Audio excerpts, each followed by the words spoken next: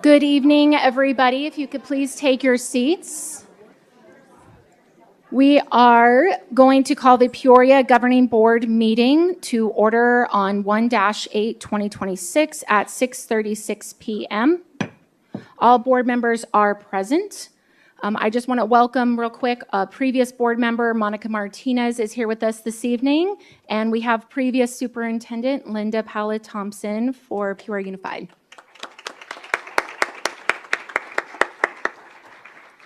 Moving on to 2 opening exercises, 2.1, moment of silence, 2.2, pledge of allegiance, and preamble of the Declaration of Independence. Clerk Toby, would you like to lead us this evening?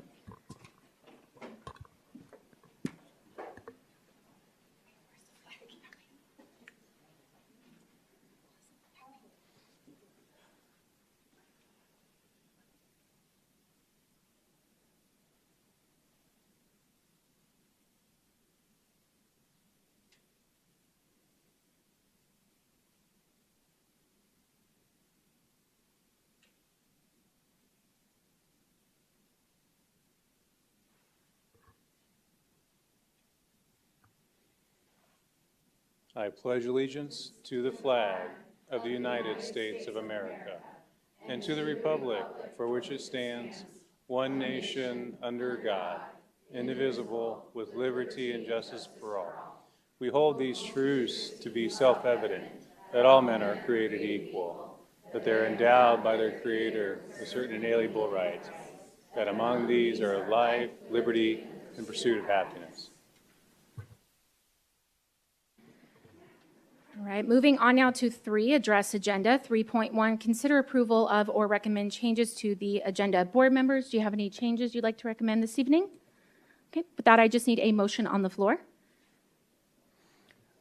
A motion to approve the agenda as presented. I will second. So I have a motion made by Clerk Toby and a second made by Mrs. Proudfit. And Azure, if you could run us through a voice vote, please. Ms. Bowles? Yes. Mrs. Ewing? Yes. President Rooks? Yes. Mrs. Proudfit? Yes. Mr. Toby? Yes. Thank you. Motion passes with 5 yeas. Moving on to 4, opening call to the public. 4.1, request to address the governing board regarding matters not included on the agenda. We do have a few public comments. So you will have 3 minutes to speak, and there will be a timer so you can follow along. First one is from Emily, is it Saturn? Saturn.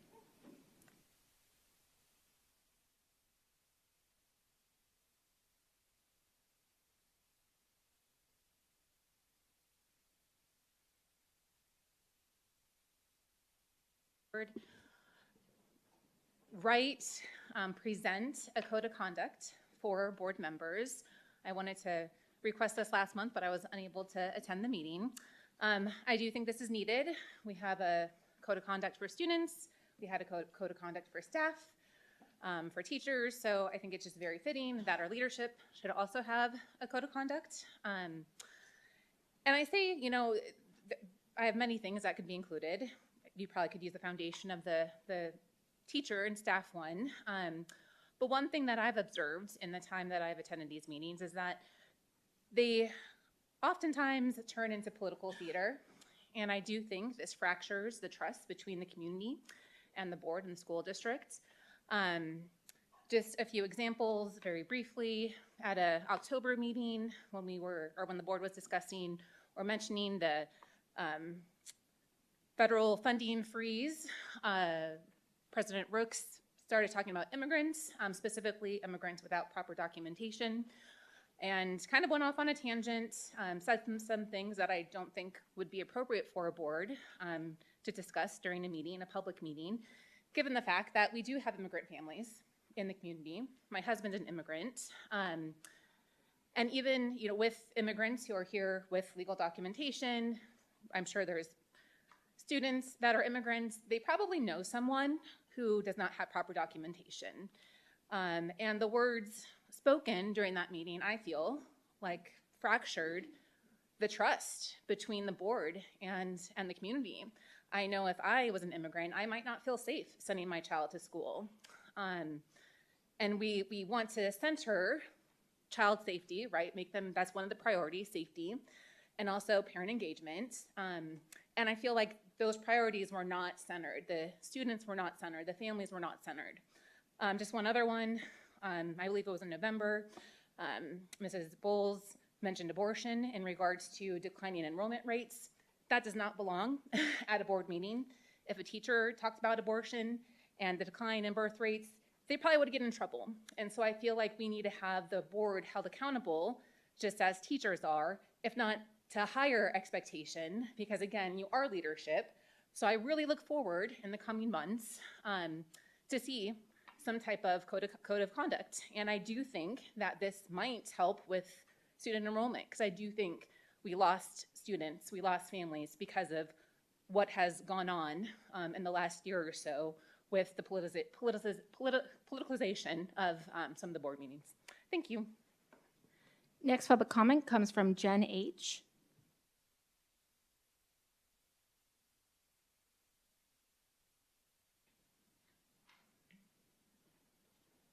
Hi. What I'm saying goes a lot along with whoever just spoke wherever you went. Oh, hi. Hi. It's very reflective of that. So good evening, President Brooks, Clerk Toby, Dr. Summers, members of the board, and community members. I'm here today as a teacher who is deeply concerned about the direction this board has taken and the impact it's having on educators, students, and our community and our district.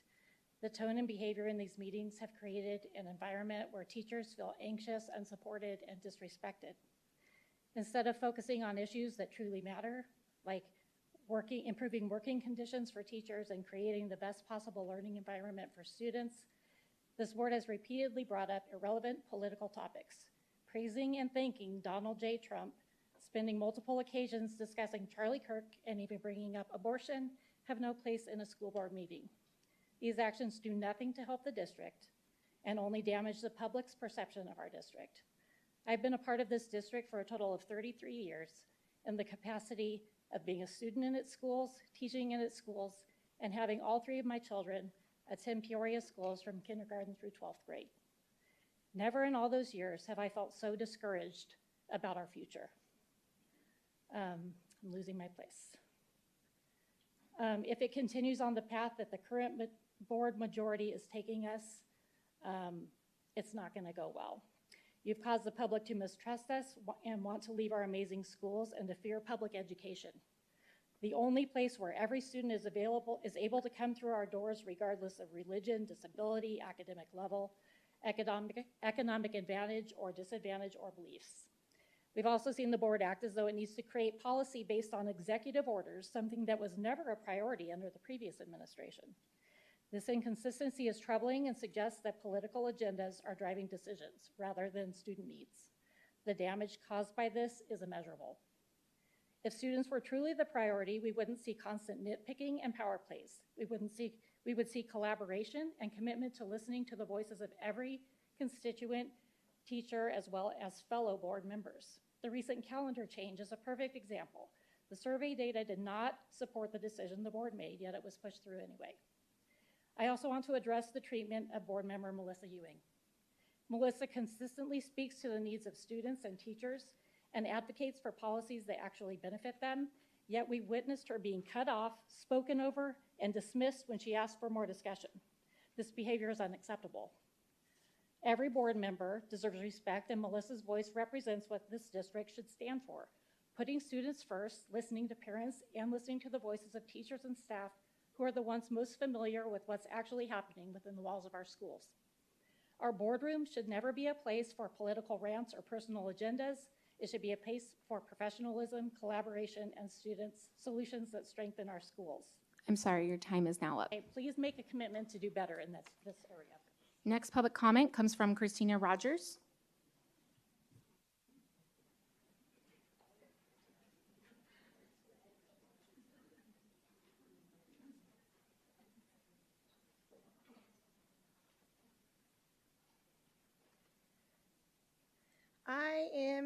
Good evening, guys. I'm just here to talk on the Centennial staff and training that may need to occur.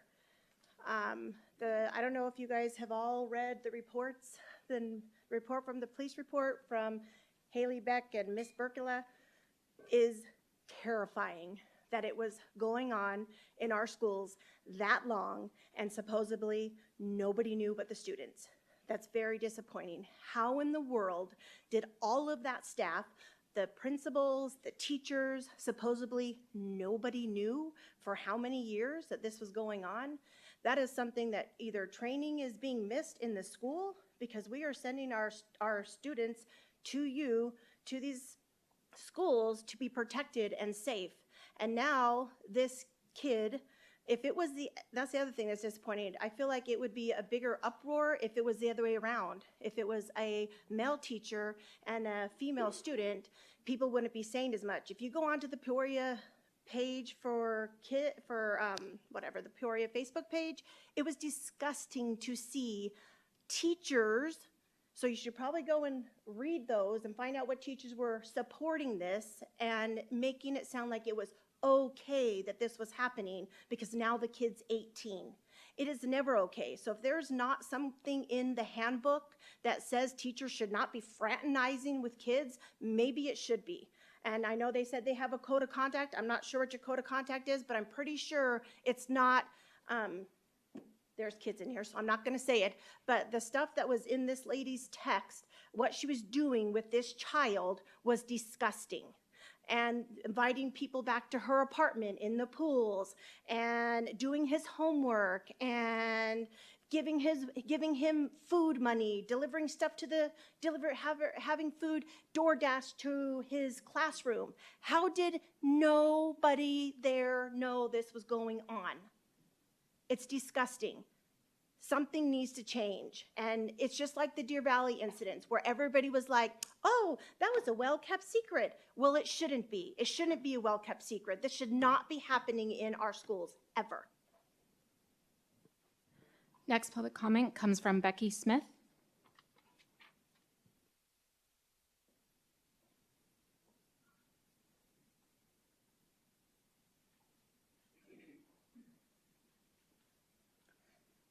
I was just speaking on the same topic. I find it a little disturbing that not everybody is outraged by this, but the police report is public, so go read it for yourself. The text messages between Haley Beck and the student are disturbing, to say the least.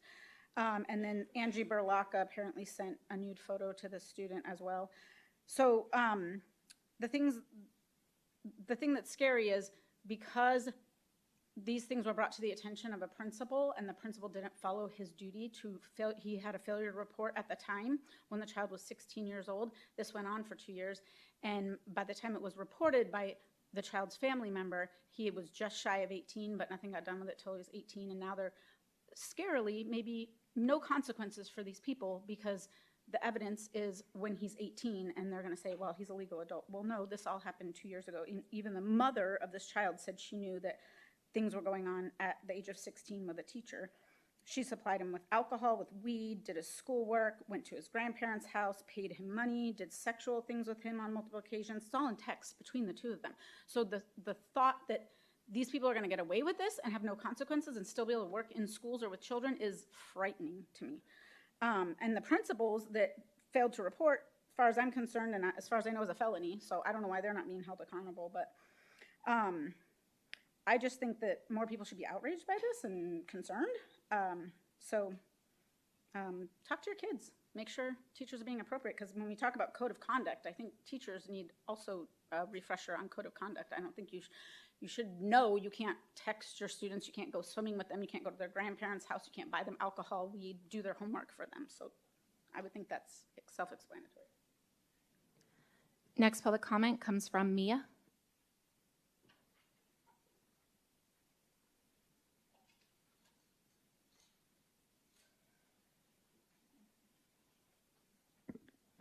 Hi, good evening.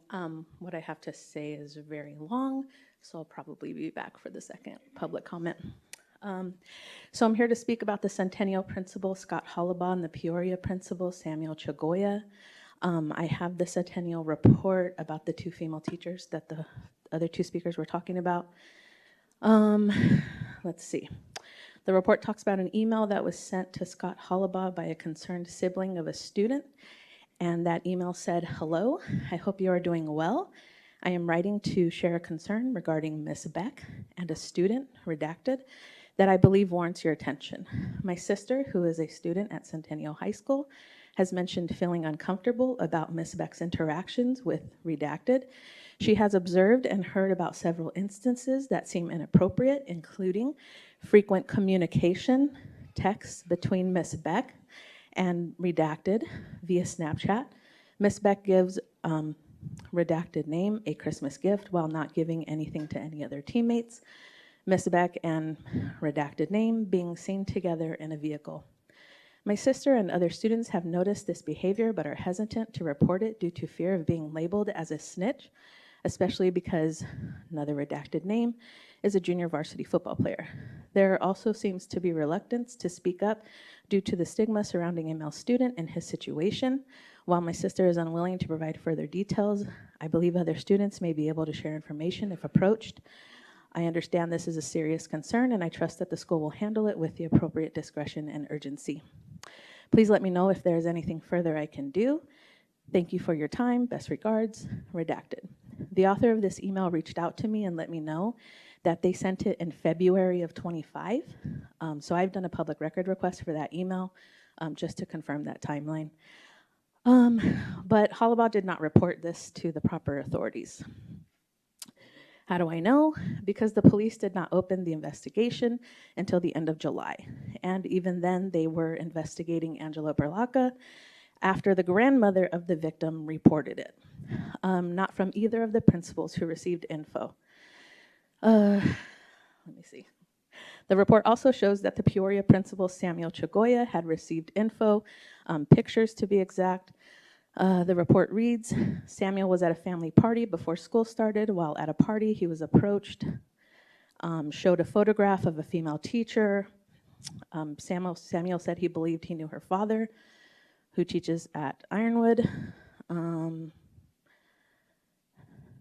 Chagoya then says, send him those pictures, and he is going to talk to Hollabaugh the next day at an admin meeting that they have. And I will finish the rest on my next comment. Next public comment comes from Jack Becker. Thank you. I get an extra minute this time. My name's Jack Becker. I am proud to say I'm a retired teacher. I taught in both Peoria and Deer Valley District, and then went on and became an academic advisor at Glendale Community College. I'm 75 years old. Please raise your hand if you voted in this override. Just voted. I don't care if you voted yes or no. Just voted in the override. The reality is that less than 30% of the voters in this district took the time to vote. Let's look at the procedures to vote. Very difficult. You got a green envelope in the mail. There were 4 propositions. You were asked to vote yes or no, seal the envelope, place it in a mailbox with no stamp. Those sound pretty easy to me. The district placed on their website a detailed analysis of what cuts would be made if the override failed. Signs were placed in yards throughout Peoria, supporting the override, and district personnel were willing to answer all questions. Superintendent Summers and the entire board supported the override. Don't blame them. Blame the people who did not vote. Now the reality hits. Less teachers mean higher class sizes, program that cuts that affect students, higher athletic fees, the possibility of ending band, music, and art programs, closing neighborhood schools, and increasing enrollment in others. By the way, my wife also is a retired teacher from this district. How many of you in this room are administrators or teachers? Raise your hand. Thank you. I suggest that you consider applying in other districts or leaving Arizona where teachers are treated with respect, professionalism, and higher pay. Most important, our students will suffer. As a teacher, I took pride in teaching every student. I gave them the support they needed. I saw them as human beings receiving an education and making their dreams a reality. Now will students simply in this district become only a number? Or will they be provided the quality education that they deserve? Thank you very much. Last public comment is Vanessa Goolsby.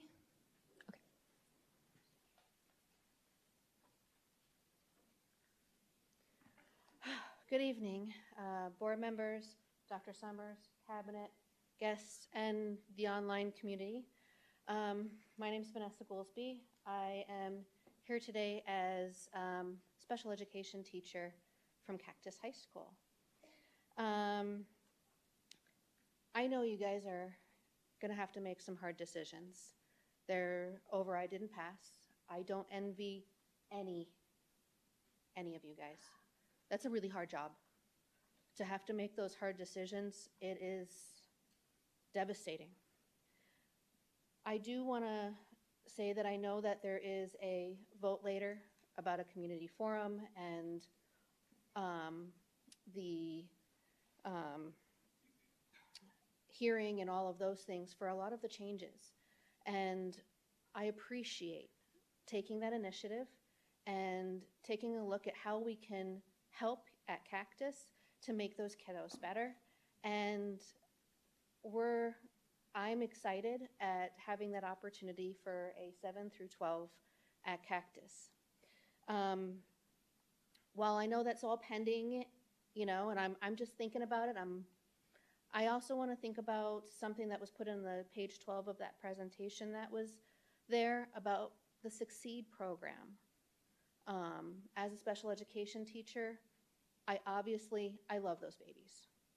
So my concern is when we are adding too much on our plate and we are the pilot, we are the model, how can we do service and justice for all of these kiddos? We want to make sure that we're doing things the best that we possibly can for all of Peoria, especially if we're going to possibly be a model.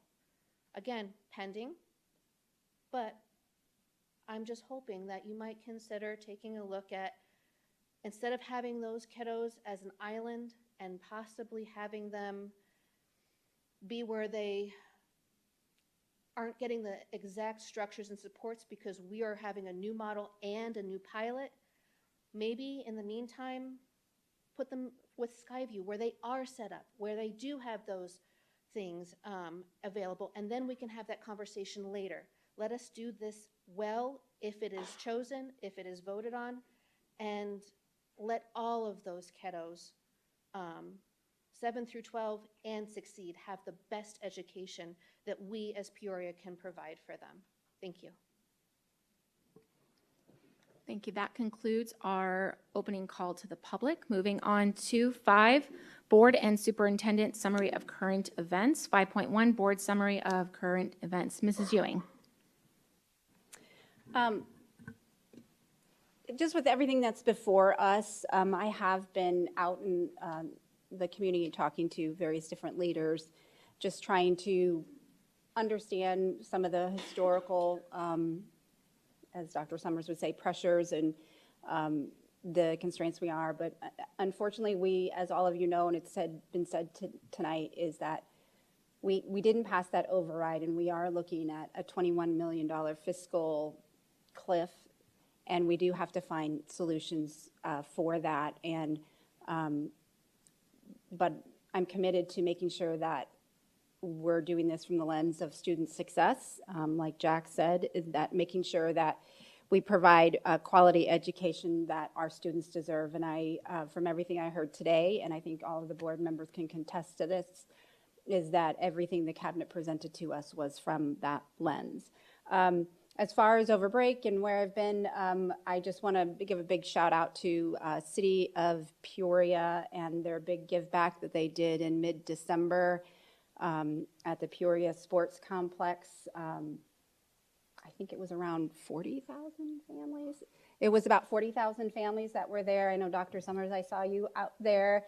And it was great to see the Liberty, I think the Liberty Student Council was out there and a lot of student groups were out there. I think I was out there for about 4 or 6 hours, but this was an incredible event. And so I so appreciate all of the leaders that came together to give back to our community in such an important way to make their Christmases and holidays just extra special. I know that we have a lot to get through tonight, so I won't speak much longer, but just, and also welcome back to everyone. School's back in session, so lots of love to those teachers, bringing all those kids back after all the sugar they've had over the holidays. So, and I'm excited to see all of the great accomplishments of our staff and students. Thank you. Mrs. Proudfit, do you have board comments? Yes, and I will keep them brief. For those of you that don't know, we've been here since 9 a.m. this morning. So, you know, we're very, very tired. And I'll be honest, I did not sleep last night. I think a few board members had that experience. I went into this morning with a stomach ache. I was telling my husband as I was in, I'm like, I don't know how I'm going to make it through this day. Like, I was sick to my stomach. And there's been a lot of hard things this year. A lot. So, you know, some of the community members have spoken about some of those things. And I want to speak about one of those things and then get to something else. I had some text messages because I gave some pretty powerful comments about not showing up to vote. I appreciate every single person that's in this room. Truly, I love hearing from the public. But the most powerful thing you have is your vote. And I'm not even saying how to vote. I'm just saying show up to vote. It is the bare minimum as a citizen of our community that you can do, because the people behind the scenes, none of us are paid. In fact, we have to pay for our own campaigns. The PAC that worked, these people worked and worked and worked and worked. And we're doing the best we can. We're going to work through these problems together, but we need community support. We all co-own this school district together, and it will not work without community support. So bring all your ideas, bring your energy, but for heaven's sakes, do not forget to bring it on election day, because it is so disheartening to see those numbers. And it was the statistics we gave this afternoon. It wasn't 30%. It was 30% of registered voters in our district. 30%. Ugh. I'm going to leave that there. I don't often speak powerfully, but I feel really strongly about this. It is your God-given right and your duty to show up to vote. Please show up to vote. So I went in with a sick stomach. I just have to give a shout out to our cabinet. We have been working hard as we've had new board members come in. If you have not seen the presentations, the academic update presentations from this morning, you guys, there is massive, massive academic gains happening in our district. The boots on the ground, and we're seeing the culmination of 3 years of work that is, we are really, really building momentum. So in the midst of hard things that are happening, we cannot lose sight of the amazing things that our educators are doing, that our students are doing, and most of all, that our superintendent and our cabinet is leading. 100% as a board member, I can tell you, the team that we have is absolutely the right team to take us into the next phase of education in Arizona. And what is happening in our district, despite the hard things, despite the things that we need to work on, which there is a lot of that too, we cannot forget to focus on the absolutely incredible gains that we've had this year. And I can't wait for the summer report to see how we end the year, because how it's begun is above and beyond our key performance indicators. In some instances where it's a 3%, we're at 10. I mean, it is really impressive. So just know, a lot to do, but a lot of good happening. I'll just leave it there. Thank you. Mrs. Bowles, board member comments. We have made strides, and I'm coming to know that it's important that you have a listener's ear. And I'm a little bit shocked that, and reevaluating myself, how are we not getting information out to the public, first of all, at how important certain things are, whether you voted for or not, or voted at all. And in addition to that, and I'm also learning that reiteration is how we learn. So I'll say it again, and I'll probably say it again and again and again and again. Across our nation, most schools, the only ones that I know of that are not are little cow towns that only have one school, and I speak to that because that's where I come from, are closing schools. They're closing schools, most of which should have been closed probably starting in about 2015, 16, 17. There is a low birth rate, however you look at that. There are obvious reasons for that, but we won't get into that. We get paid for children in seats, how many hours they're there in our schools. That should be always our focus. I'm not here to scold anybody. We are going to move forward. We have an excellent cabinet that, thank God, know how to think outside the box, because I don't know if I'd want to do this with anyone else. And I do truly feel like if we can't do this, I don't think anybody can, because we have a very good board and cabinet that we can work together and that we can think outside the box. I'm so impressed with that. And just even being open to change, you know, because that's hard. It's hard. But I'm going to say this again. There are school districts, Scottsdale District being one of them. They got their override. They got their M&O. And then the following maybe month later, I don't even know if it was that long, we're going to close 2 schools, maybe 3 schools in January. There was no notice. There was no public hearing. There was no nothing. And in addition to that, they'll be closing up to 8 schools. So when I was first presented the information that we were presented today, which was about a week ago, I was like, wow, I didn't expect that. Like, I truly didn't, that they are truly thinking outside the box and you know, moving things around and how can we do this? Okay, well, maybe that's a better idea. Nothing's set in stone. And let's be real, I don't think any of us know fully every answer to every question. But we have to move forward and we have to make some hard decisions. And in the midst of that, we have some pretty significant gains in our district. Kids are reading, thank God. They're learning to read. They're not at 40% anymore. We won't have kids living on, if we even have government assistance at that point, because they can read. Let's be real, that's huge. That if they don't have that, we may as well shut the door. But we have made, as Ms. Profit said, strides at 10% in some areas. That's huge. We're growing, we're moving forward, and I wouldn't want to do this with anyone else. And so, but I also want somehow, because there's things that are being said and I'm like, how did you not know that? Like, what? So personally, I want to get better at saying, okay, how are we not getting that information out? But we're not alone across our nation. They're closing schools. So thank you. Clerk Toby, Board Summary, Current Events. Yes, I want to echo everything that you guys said. I agree with my board members here. I think this is the team, this is the cabinet, this is the leadership to be able to make these changes. Change is coming, and it's not going to be easy. And there's an old saying of let the old become new and let the new become holy. And I think that what we're moving towards is a way to look at things differently to be able to tackle the problems that we have in front of us. I'm fully confident with Dr. Summers and the team that he's assembled. I told him early on, you assemble your team and we will make things happen. And we are moving forward. We are leaning into the gas pedal. We are not slowing down. Last year was a foundational year of certain changes with policies and structures and whatnot. And this is going to be a transformative year for us as a board. So I appreciate all the support and all the emails over the break.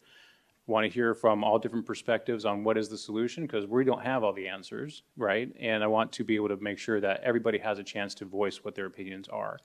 This morning, when we were going through the slide deck about our achievements, some of the more meaningful things that I saw that were impactful to me, because I was really focused on literacy, is we're not only seeing growth across the whole entire spectrum. Our gifted students are growing and they're increasing their literacy and their math, and so is our special education students and everybody in between by leaps and bounds. I know Dr. Summers said his 3% KPI was probably a little bit aggressive. Maybe you underestimated, but we will see come the fall or come the springtime. It's just amazing. So this morning was a refresher for me to be able to reinvigorate us and the ultimate goal of what we're doing here.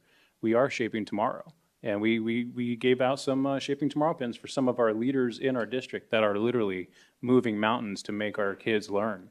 And so with that, the only thing I did over the break, to be honest, aside from trying to tackle some of these issues, I wanted to say hello to our transportation department. I promised I wouldn't name drop anybody, but Wednesday I came in and wanted to greet the bus drivers as they were coming back in from their routes, just checking in with them. And it's a different feel over there in the transportation department.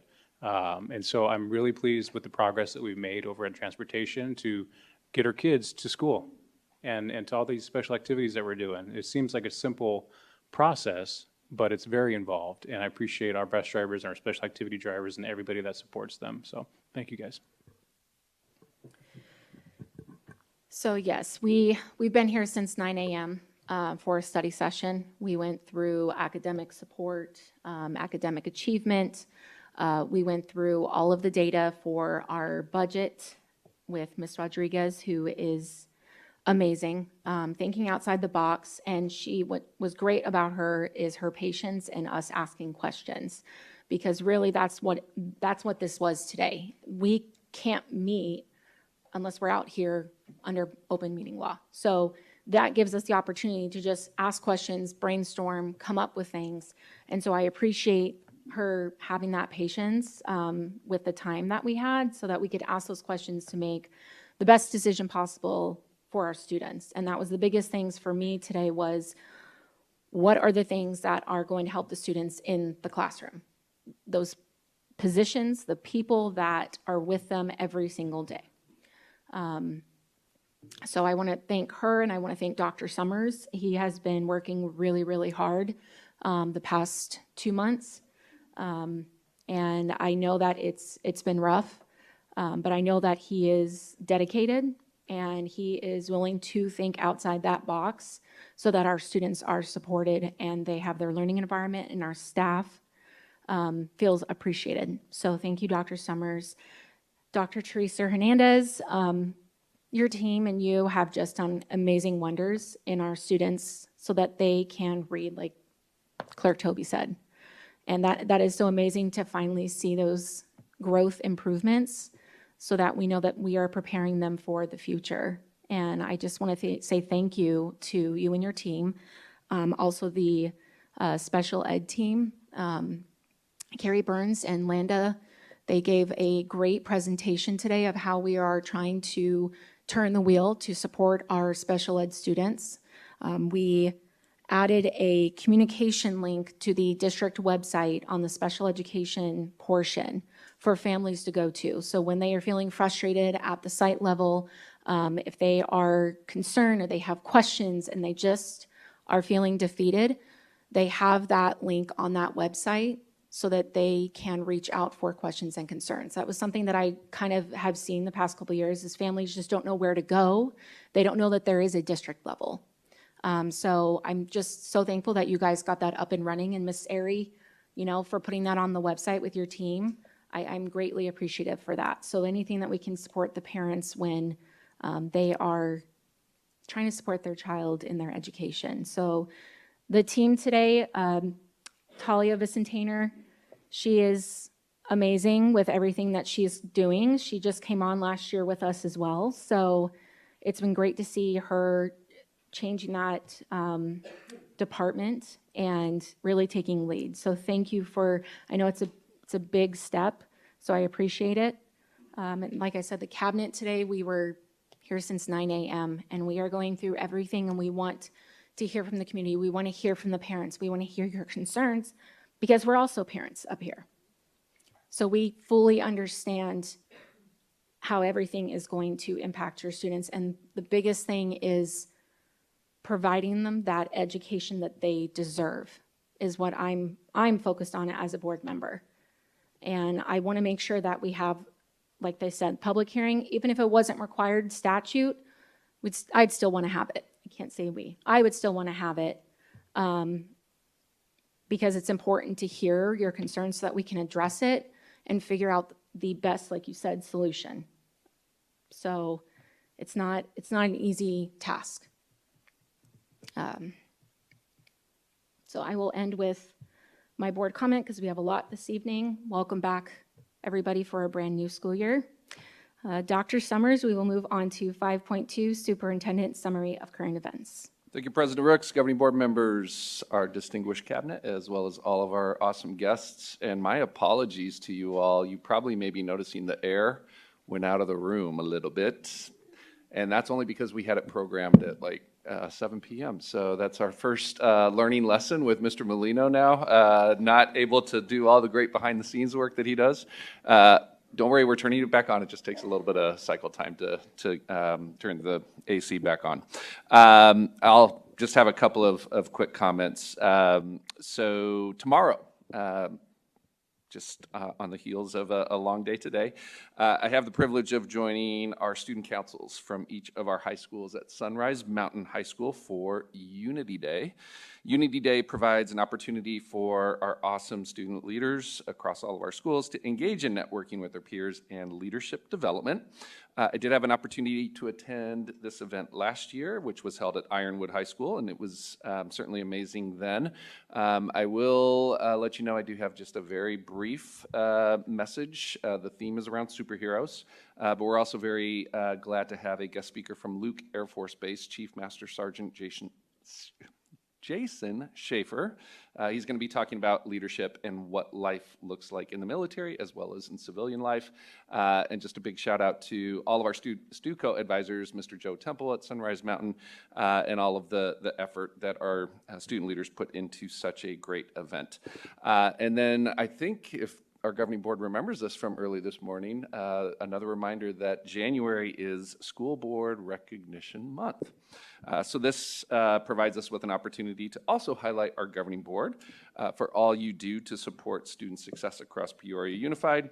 And for our community who may not know, our governing board members are volunteers. And they give their time to support all of our students and our staff and the community in the district. So thank you for that stewardship. Thank you for the sacrifice as well as the service. And as everybody has already illuminated, we have been here some time, but we're still here, and we continue going forward. So we wish everybody a great welcome back into a new year, and we know we have a lot in front of us. And Mr. Toby, isn't the phrase "game on"? All right, let's do it, sir. Thank you. Thank you, President Rooks. Thank you, Dr. Summers. Moving on now to 6 action items. 6.1, election of governing board president. We do have public comment tied to this line item, so I will start with that first. You will have 3 minutes to speak. First speaker is Teddy Todd.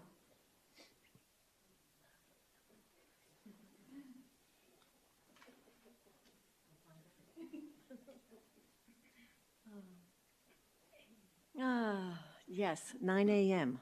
It was a long time ago. Addressing our president, our clerk, and our board members, and this cabinet. Whoa, you should have all been here today. And if you couldn't be here, get back onto the live presentation on your computer or whatever you look at, and listen to all of the information that was pulled together and the successes and celebrations we should have. I'm supposed to be talking about president. Okay. In looking at who should be leading or what that leader should be for a board, this is a critical component. And each of you must think deeply who, why, and how can they get this done. This is going to be critical. As some have been speaking a little earlier, there have been issues with presentations and with actions of different board members at different times. Knowing that, as he says, they're all volunteers and nobody's paid, this is a very frustrating, tough, passionate, joyful job. But this is where they are. So please really look at that very carefully. And another comment that came up was this code of conduct. There is a policy, or at least there was. Where's Danielle? Do we still have a policy? Did it go through to the transfer that we did with policies? That probably needs to be reviewed again. and it is for our work with all students. And there are code of conducts for teachers, for administration. Hoo-hoo. I have a copy. Okay. Somebody needs to copy this and let everybody read it. It is very, very good, and it was a part of our retreat in January of 25. I would just say to all of you, I really appreciate the time and effort and research you've put in. And to our cabinet, I don't know what to say. I just know that today, in that meeting, whoa, my respect for this staff and my hope for the future, excuse me, is there. And all of you, thank you, thank you, thank you. Thank you for being here and for speaking up, for showing up, and for being here for our future leaders. Look out, folks, I'm 82. And somebody else's are going to be taking over all of this. Mrs. Todd, your time is up. I'm so sorry. It went quick. All right, thank you. And we've got a copy. Next public comment comes from Jen H.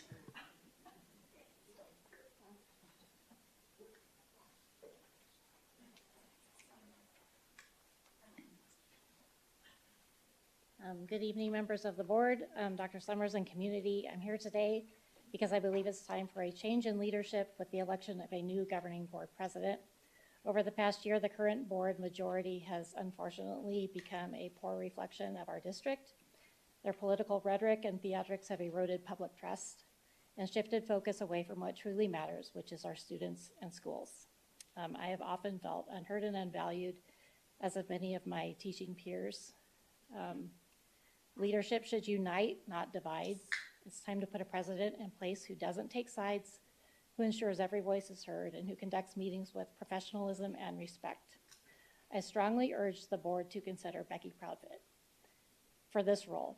I don't know if she wants it or not, but Becky is not political. She approaches decisions with fairness, keeps bias out of her votes, and relies on facts, not rhetoric, when making choices that impact our district. We've been at an extreme disadvantage this past year under the current majority, and while I don't always agree with every vote she's been a part of, I believe Becky represents a balanced, middle-of-the-road choice who can restore trust and keep meetings focused on business rather than politics.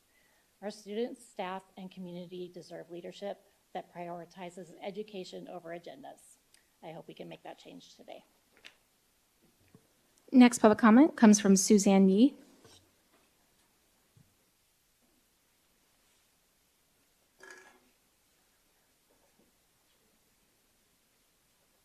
Board, Cabinet, Dr. Summers. I am reading something that was written by a community member who could not be here, but I agree with everything they said. I am reaching out to you as you consider reorganizing your board leadership for 2026. I think we all know how the board reorganization vote will go. So instead of advocating for a vote for strong board leadership and a vote for either Melissa Ewing or Becky Proudfit, I'll advocate for the elected president to behave like a strong leader instead. School board leaders must be able to unite constituents and actually represent all constituents in the district, not just those who align with their political ideology. It's difficult to take leaders seriously when they ignore at least half of the families in their district. Additionally, creating policies in isolation and without community input is not an indicator of strong leadership, but of willful ignorance. That's right. And even a disdain for their constituents. Despite community feedback, this board changed the requirements for social workers, resulting in a 67% decrease, disregarded the work of the calendar committee, and rewrote the mission and vision for the fourth largest district in the state without any community input or feedback. This isn't leadership, this is tyranny. It's clear that the majority of this board models its behavior after the current resident of the White House. But the people of PUSD deserve better, and the majority of your constituents do not share your idolization of tyrants and disregard of the Constitution. Please focus on the actual needs of the community instead of the culture wars you seem obsessed with. The people of PUSD deserve thoughtful leadership based on logic and facts. 2026 provides you with an opportunity to serve every student every day. And I would like to add that board members refrain from trying to recruit minor students using their position on the board into their political parties. Thank you. Next public comment comes from Charmel Bolster.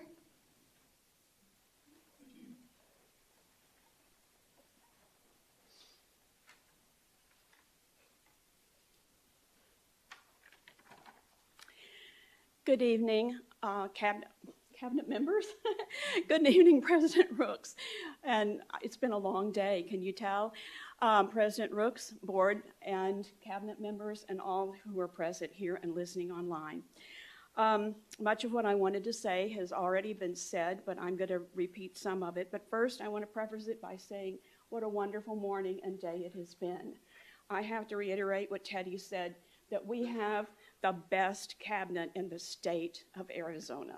They are superb, and in spite of everything, they are raising the bar and bringing our students forward in spite of everything that might be against them. So congratulations and my heartfelt thanks, especially for this new program, Dr. Hernandez, for the music. That's my baby. And so for the 7 through 12, so thank you for that. I'm hoping that works out. But in spite of all of that, the problem that I have is with the board. Some of the things that I have problems with have already been addressed. What I think we need here in the leadership, we need somebody who can unify this board. It is no secret that we have a divided board. So we need a unifier, someone who has integrity, is honest, is ethical, and that word ethics has been brought out several times tonight, and is not blinded by their own personal political bias, is respectful to all, especially to those who do not think or vote the way they think they should, that you wanted them to, would never seek to silence their fellow board members, or would not try to get them off of a golden ticket because they didn't like the way they voted and publicly harass them to where they had to defend themselves. This is not the characteristics and the kind of board members we need. This board has done some good things, but you have also put some restraints and tied some of the people's hands who you want to micromanage. That's not your job. You have passed some policies, but some of these policies you have also run into the ground simply because of your biased political agendas. It is time for a change. Imagine what the heights that this district can aspire to with a board who works as a unified whole. It is time for a change. You might want to think about trying to lead with respect, ethics, integrity. The excellence will follow if these things are done.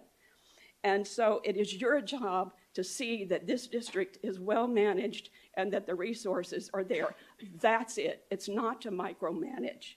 So again, let's try to lead with some ethics, with some integrity, with some honesty and transparency. Thank you. Next public comment comes from Christina Rogers.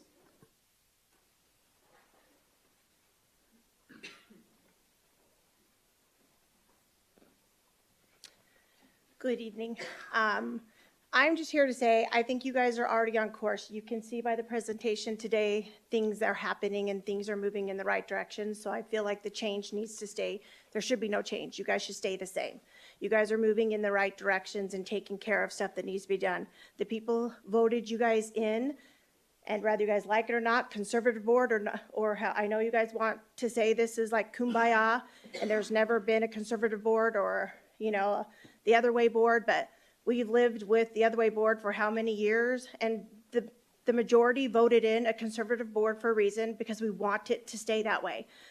Peoria, whether you like it or not, is a conservative district. So I'm asking you guys to stay your course and keep moving in the direction that you're moving, because obviously it's helping the students, and that's our main thing is the students. If the students are learning to read, because they have been failing all those other years, so whatever you guys are doing, you're doing it right. So please stay your course and keep it the same. Next public comment comes from Wendy.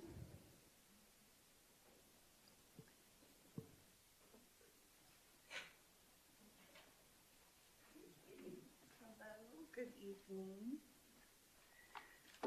Hello, everyone. It was so nice to hear those uplifting comments about today's session. I know it's been a long day for everyone. Just excited to hear words about hope, encouragement, excitement about new programs. That's amazing. And I'm just here to say that all of that was achieved under this current board, under the leadership of President Heather Rooks. Over the past year, Heather has shown a commitment to safety, partnering with local PD fire departments. We've added 2 SROs. We're participate in the Real-Time Crime Center. Also have required a disclosure of all criminal histories for prospective employees. This board, as is, implemented bathroom policy that has long been a point of turmoil in the community. You've shown commitment to curriculum transparency and accountability. You've shown focus on reading, writing, math, science, and history, as evidenced by the academic gains mentioned by Member Proudfit. You've upheld the Parental Bill of Rights in the state of Arizona. You've ensured that the district maintains compliance with federal directives. You've demonstrated fiscal responsibility. You left ASBA and pioneered new pathways with the Arizona School Risk Retention Trust. And you've offered the public more opportunities for public comment during board meetings by having one in the beginning and one at the end. So I just would say you have momentum. Don't stop now. Keep up the great work. And I fully endorse President Heather Rooks for another year as our president. Thank you. And that concludes our public comments this evening. So if we want to open maybe just for any comments or questions before we do any motions on the floor. So Mrs. Ewing, do you have any questions or comments? Thank you, President Rooks. One of the things, I don't think our election of leadership of this board should be like any other year. It is a very different year that we're going into. It's going to require very different skills. One of the things you heard tonight was a lot of folks mentioning public trust. We need to make sure we have a leadership in place who can garner public trust, because what we have in front of us are decisions we have to make that are very challenging, but we want to lean into our community, make those alongside our community, and the community needs to see that we are governed with care, restraint, responsibility, and integrity. The leadership needs to be able to lead this. An effective board leadership needs to be functional, disciplined, and credible, a strong commitment to process and accuracy in our decisions, respectful and inclusive deliberation, willingness to have shared responsibility, not centralized control, and it requires open, transparent, and student-centered decision-making. Although I think every board member up here is very centered in making sure that our decisions are based upon students, I do think that those other items are additional things to consider. And we need to be making sure that all of our decisions we show as a board, and the leadership is very clear in making sure we show accountability. Every board member will be accountable for the impact of our choices, regardless of title.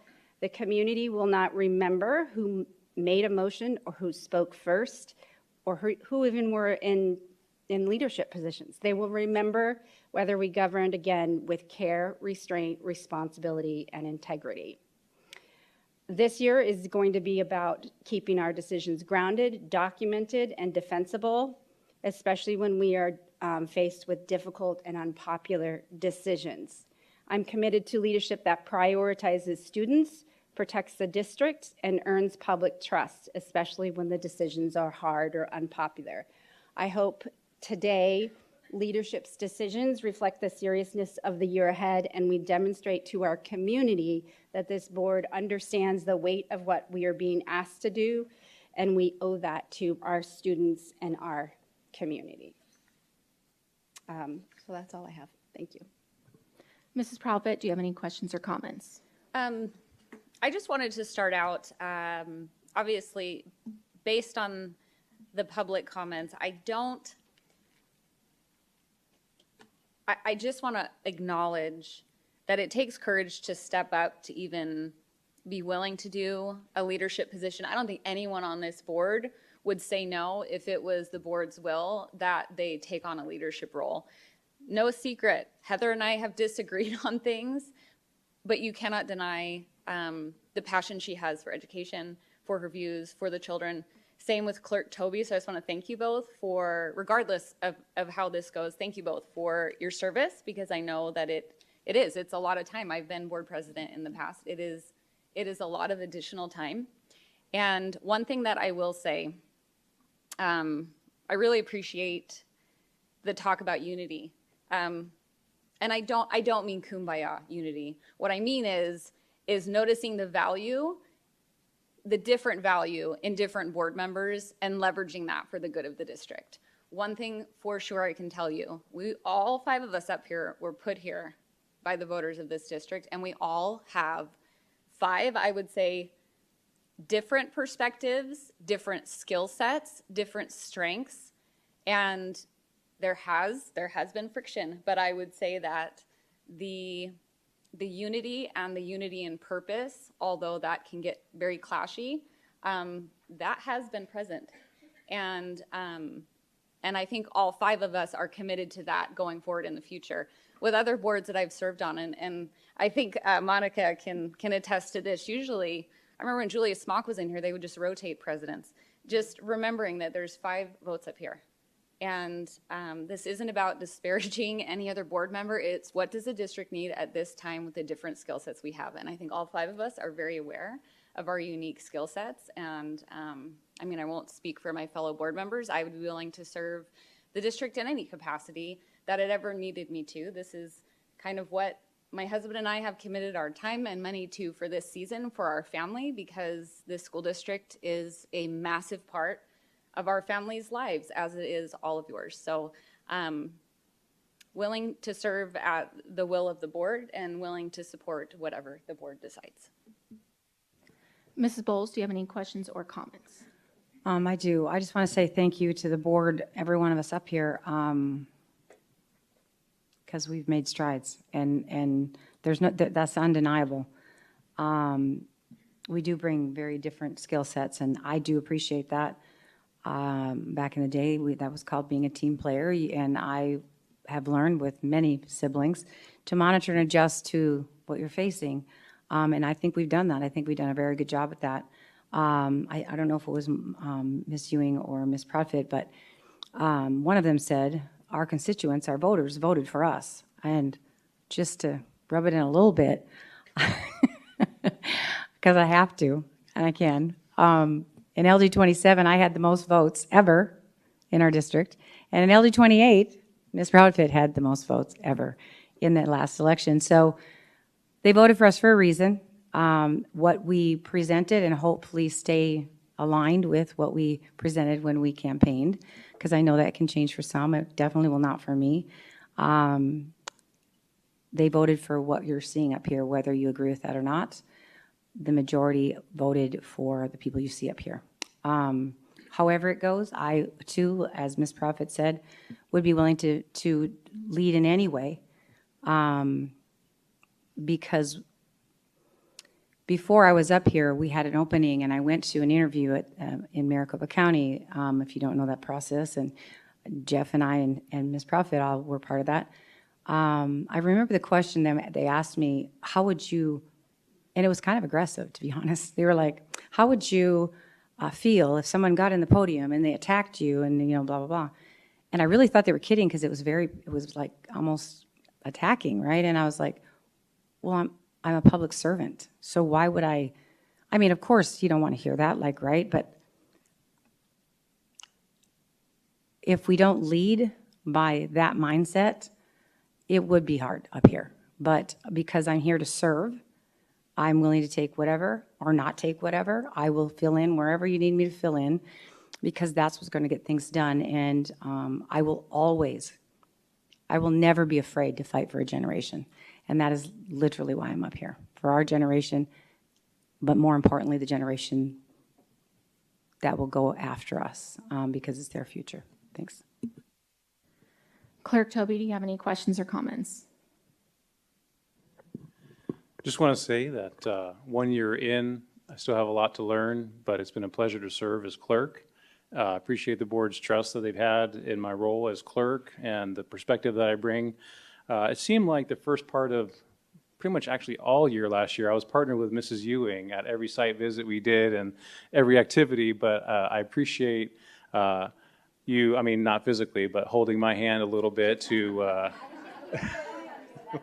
to showing me the data rooms and showing me all of the different things that, you know, about education. As Mrs. Proudfit said, we all have different backgrounds. Mine's obviously in safety. And so with leveraging all of our acumen that we've acquired over the years, I mean, I'm not an expert in special education. I go to President Rooks for everything that I have questions on in special education. You know, for foster care, for social service agencies, you know, Mrs. Bowles and Mrs. Ewing, and then everything business, I talk with Mrs. Proudfit. Like, it is a great combination of skill sets that we have up here. I just want to echo that. And so, to me, when we're talking about president, clerk, like, we all have a yes or a no vote. You know, you could almost pick names out of a hat, to be honest, but like, we've gotten a lot done with our team. And as I've said, I know Dr. Summers is quite a fan of my quote, but we are the governing board, we're not the feel-good board. So a lot of the times, we don't make decisions that makes everybody feel warm and fuzzy. But that's why we were voted here, is to make these hard decisions. And I'm committed to continuing making these hard decisions with my fellow board members here, regardless of what the vote is. And I would also be pleasure to serve again in a leadership role. Thank you. First off, I was just going to say it's been great working with Clerk Toby this year, and a lot of decisions with Dr. Summers and the process, and really it was very eye-opening for me to see all of the discussions that happen and the mindset going into it. And it's been an honor. I know that there are people that disagree with the things that I say, or the things that I vote on or do. But I appreciate the way that Mrs. Proudfit stated it, is that I say these things because I'm passionate. Whether you like what I say or you disagree with it, I am passionate. I grew up in this district. My kids are still in this district. So I have a very vested interest in this because as a mom, I know the decisions that I appear as a board member and making affect your kids. And I take that responsibility very seriously. So this last year, it's been very eye-opening, and I feel like I have learned a lot to hold that responsibility. And it's just, to me, it's inspiring because I get to see how everybody, the cabinet, how they work together, and then up here working with the governing board. And it is no secret, there is disagreements up here, but I know that I have toured schools with Mrs. Ewing, and she does always mention things to me as well, like Clerk Toby said, so I do appreciate that. And Mrs. Proudfit and I have talked a couple times on the phone. She's even trying to follow me on Instagram, apparently, so couldn't find me on Instagram, which I don't know why, but we'll try to figure that out. And, you know, Mrs. Bowles, me and her walked doors together for every day, all day. And it was just great to see her interaction with people. Even if they were, you know, shutting the door on her, she still amazed me. I would be honored to continue serving in a leadership role because I know that there are tough decisions to be made, and I am willing to take that on as the leader for this board if supporting me, and I'll just kind of end it with that. President Ricks, if I may. Yes. I would like to motion to elect President Rooks as president for the next school year, 26-27. I will second. Azure, we have a motion made by Mrs. Bowles and a second made by Clerk Toby. And if you could run us through a voice vote, please. Mrs. Proudfoot, Yes. President Rooks, Yes. Mrs. Ewing, Abstain. Mr. Toby, Yes. Ms. Bowles. Yes. Motion passes with 4 yeas and 1 abstain. Thank you, governing board members, for your trust in the leadership this year with me. I appreciate it. We're going to move on to 6.2, election of governing board clerk. Again, we'll go through just comments real quick, questions for clerk position, and before we open up floor for any motions. I don't believe, no, there is no public comment on 6.2. We only have 6.5 and 10.1. So Mrs. Ewing, do you have any questions or comments? I'll just remind the board that in community, the role of the clerk is especially critical in a year like this with high-risk budget decisions ahead. The board needs a clerk who's meticulous, transparent, and deeply attentive to accuracy, documentation, and process. This role helps ensure our decisions are clear, defensible, and understood by the community we serve. And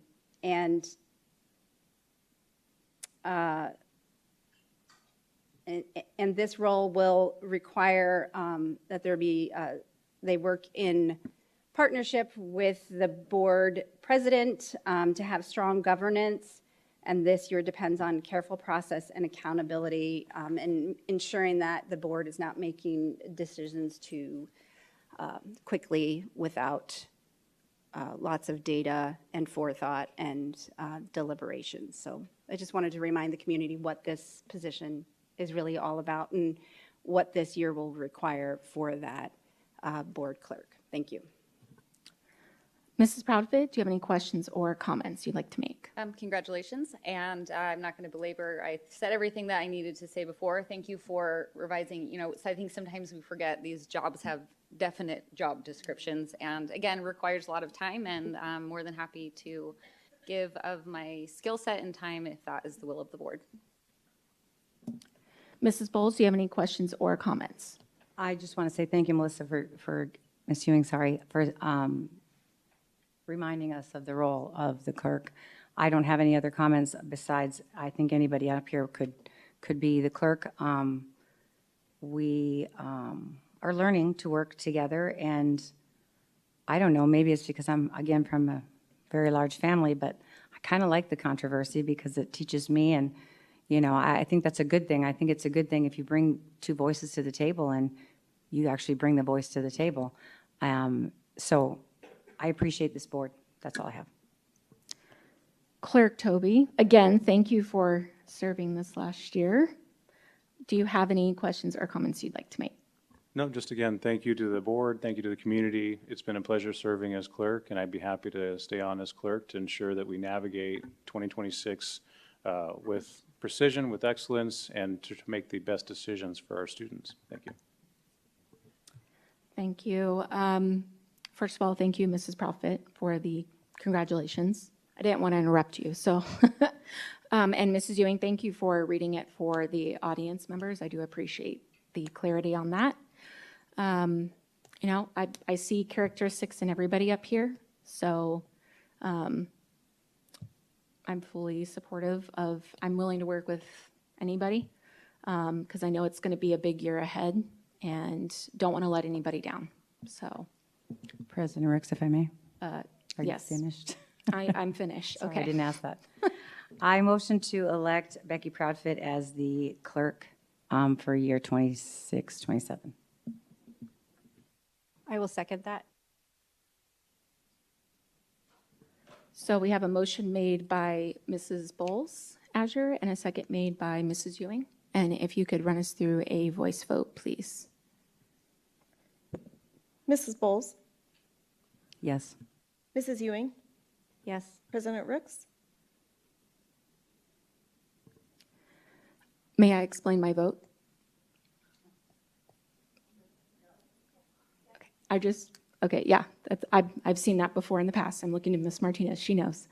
I just wanted to explain my vote that I wanted to listen to the community and look towards a year of unity, and it is not anything to do with, because I look up to this person, but I want to try to do a unified perspective this year. So I will vote yes for Ms. Proudfit. Mr. Toby, I'd like to explain my vote too. I will happily say yes to Mrs. Proudfit, and I appreciate being a chance to serve, and happy to step aside and let Mrs. Proudfit step in the role. Mrs. Proudfit, No, I'm just kidding. I don't want to explain my vote. Yes, I'm happy to serve. Thank you. thank you. And the motion passes with 5 yeas. So congratulations, Mrs. Proudfit. Oh, good? Did I vote? Yeah. Did you say my name? Yeah, I voted. Yeah, she voted. Yes. Where's the clerk at? All right. I don't know, Ms. Proudfit, are you okay over there? And we can move the sign until, because we have a I think rest we of the meeting. just stay. This feels good, comfortable. Yeah. Okay. Careful. All right, we are now going to move on to 6.3, discussion and consideration regarding 2026 board meeting schedule. Dr. Summers will be presenting. It says your name on the line, so I'll give you a few minutes to walk up.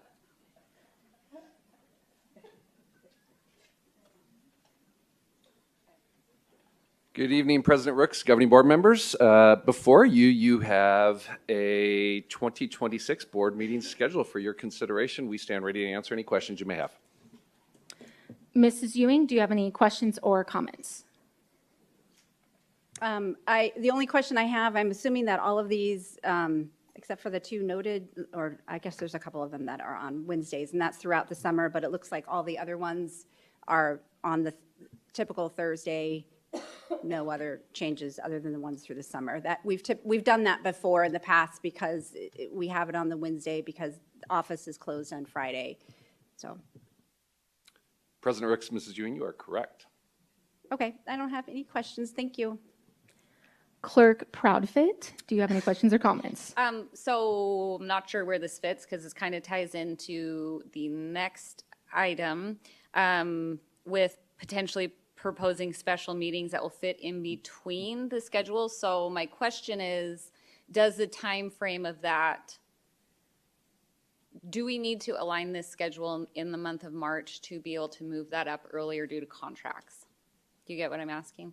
President Ricks, Clerk Proudfit, actually, we have already contemplated that for you. Okay. And the other That thing, was my only question. yes, and I will also note that the week of March 16th happens to be spring break. So we wouldn't. So that will not be happening. That, I just want to be mindful of any proposed changes just as our teachers are making decisions about. yes, plans so briefly, the first date that we would be able to issue contracts for this current or upcoming year would be March 15th, which happens to fall on a Sunday. We will go into more of that information with you as we're moving forward. Perfect, thank you. Mrs. Bowles, do you have any questions or comments? I do. I would really like if we were not doing them not doing board meetings on Wednesday evenings. If the reason that we are doing them on Wednesday evenings is convenience for the DAC, I don't mean to sound rude, but I'm involved in ministry, and that's the night in the Midwest, we didn't even have sports on Wednesdays. If we can avoid that, I would appreciate that. I know there may be one or two, but it seems to be adding more every single year. But any of those that we can just change to Thursday, I would appreciate. That's all I have. President Rooks, if I may. Yes. And, thank you, Member Bowles. And I would look to actually Mrs. Airy as somebody that can speak to this a little bit more from a historical perspective. My understanding from the Wednesday schedule that commences in the summer is that ultimately we go to a 4-day work week. So that is part of the calculus around the schedule. And Mrs. Airy, anything else you would amplify for me on that one, please? President Rooks, members of the board, and you were heading down the right direction, Dr. Summers. I would just add a couple of key points. I think it's a little bit less about convenience and more about responsiveness to our public. Oftentimes there may be issues or items that the board raises that are of significance to our community or needs that the board might have, and that gives us that day before the office is closed to be responsive to those items the following day, that Thursday.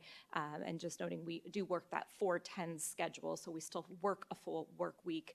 We do just work the extended hours on that 4-10 schedule in the summer. So that was the rationale behind the change when it was made a few years ago.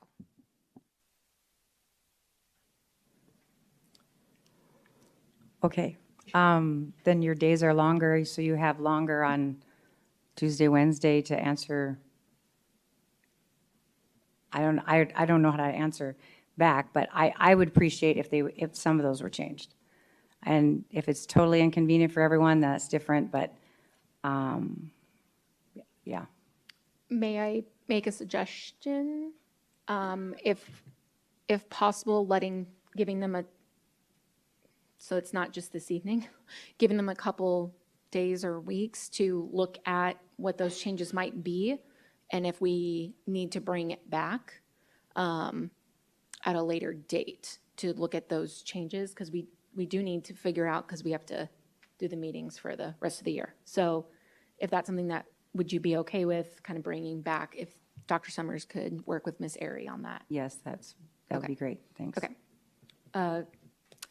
Mr. Toby, do you have any questions or comments? None for me. I don't have any either. So I just need a motion on the floor. I motion to approve the 2026 governing board meeting schedule through, May 14th. Is that the correct date? Sorry, it's here. Through May 14th, and have the rest of the schedule brought back at a later date for approval.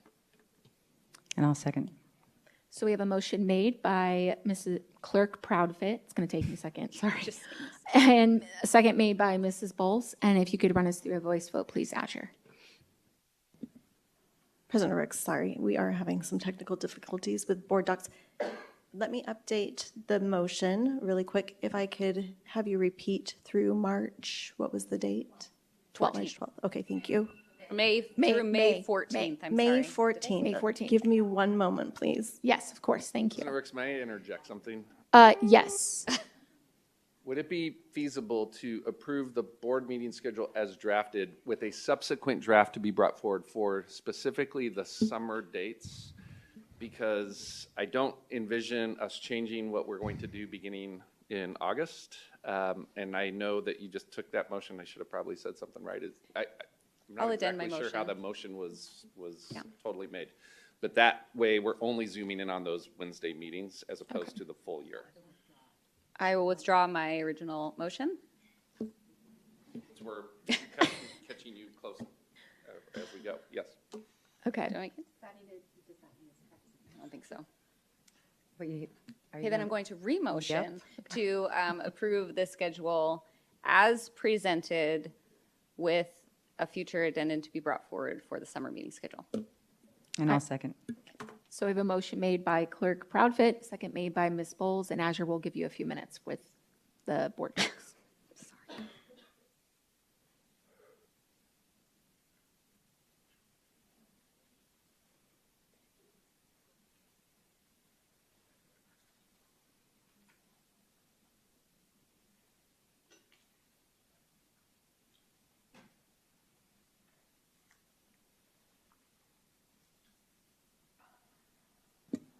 Okay, I think we're back in business. So move to approve the 2026 board meeting schedule as presented with the option to update the summer meeting dates with a motion by Clerk Proudfit. And who was the second? Mrs. Bowles. Thank you. With the second by Mrs. Bowles. Yes, that is correct. Mrs. Proudfit. Yes. Ms. Bowles. Yes. Mrs. Ewing. Yes. President Rooks. Yes. Mr. Toby. Yes. Thank you. Motion passes with 5 yeas. Moving on now to 6.4, discussion and possible action to appoint a hearing officer to hear the evidence and make a recommendation to the governing board in the matter of the termination of Mr. David Richer, and to authorize the superintendent to select a hearing officer pursuant to statute. I just want to make sure that there was no statute listed. Okay. So this is presented by Mrs. Vicentainer and Dr. Summers. President Ricks, governing board members, since I am already up here and Mrs. Vicentainer is over there, I'll save her a few steps and just remind you that at the last December meeting, the board did authorize a statement of charges to be brought forward. This is a procedural item for your consideration in order to, as the motion reads, select a hearing officer pursuant to statute. So I will just only add that is something that we should be doing when the item is moving forward in the same meeting that the statement of charges is brought forward. But we're just catching up to that. So that's what's for your consideration this evening. Thank you. Thank you, Dr. Summers. Board members, questions? Okay, I just need a motion on the floor. I'll motion to authorize the appointment of a hearing officer in the matter of Mr. David Richer per his request for a hearing on the previous adopted statement of charges. I will second. So a motion made by Mrs. Bowles and a second made by Clerk Proudfit. And Azure, if you could run us through a voice vote, please. President Ricks. Yes. Mrs. Ewing. Yes. Mrs. Proudfit. Yes. Ms. Bowles. Yes. Mr. Toby. Yes. Thank you. Motion passes with 5 yeas. Moving on to 6.5, discussion and consideration to approve holding a future public hearing and community forum to discuss school closures, repurposing, and boundary changes. Dr. Summers, we do have public comment on this line item, so if you want to present first, and then we can go to public comment.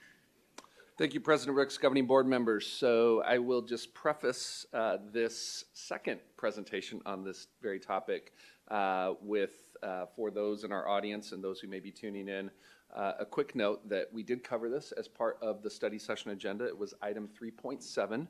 We are going to, for the purpose of just making sure that our community is well aware of what's contained, provide you a very similar presentation, maybe slightly abbreviated. And again, we would encourage anyone who is interested in this particular proposal to go back and see that session. It is recorded for viewing, but we will cover the high points and continue to move forward. So interesting to note is on my notes here, I said today's conversation, it actually ends up being tonight's conversation relative to this item, is truly about stewardship and responsible planning in light of our current reality.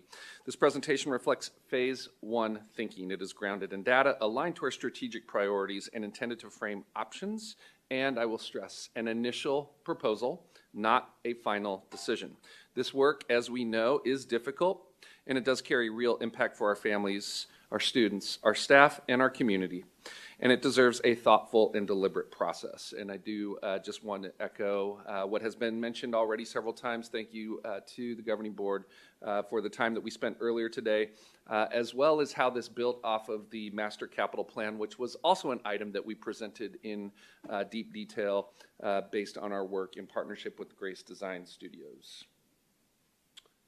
All right, make sure I'm toggling here correctly. So, to begin, Peoria Unified has a long and proud legacy of fiscal stewardship. For decades, our district has maintained balanced budgets, prioritized classroom spending, and earned repeated recognition for our financial excellence, and that history matters.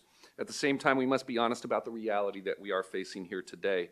Sustained enrollment decline combined with the failed override has created a recurring revenue gap, and one-time funding strategies are not a long-term solution, as we also discussed in our fiscal stabilization plan.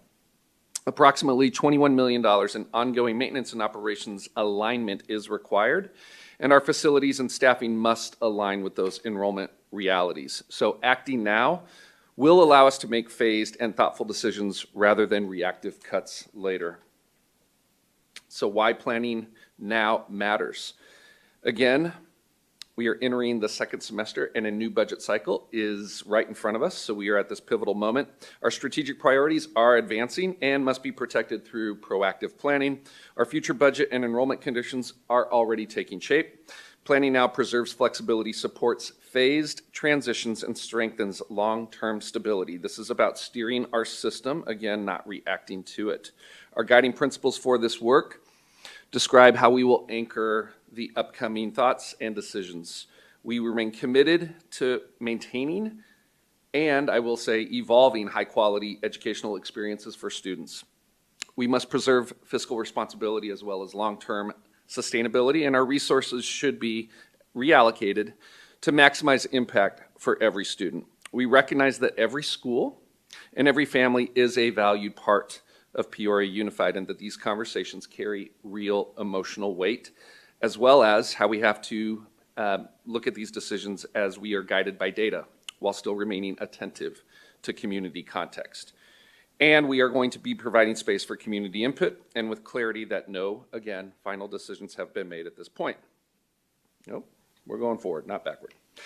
So, as you heard today on our master capital planning share out, this was a comprehensive district-wide diagnostic assessment, including enrollment trends, facility utilization, programming needs, financial sustainability, and long-term planning analysis. And the findings consistently indicate that consolidation and repurposing are likely necessary to support long-term sustainability. This is about aligning our systems to that reality, again, while preserving educational quality.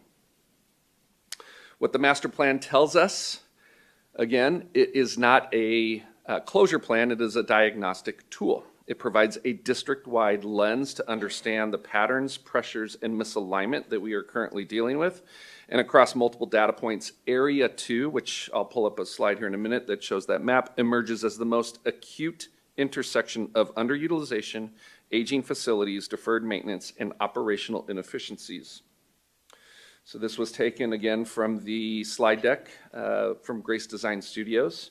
And for a moment, I will just pause on this point because, as we know, our functional capacity for 47,473 students with our current enrollment of 36,659 students, including preschool, represents a capacity of, or an undercapacity of 22.8% of the district not being utilized right now. And that geographic takeaway is that Area 2 has the most significant disparity between functional capacity and enrollment, under enrollment by over 6,000 students.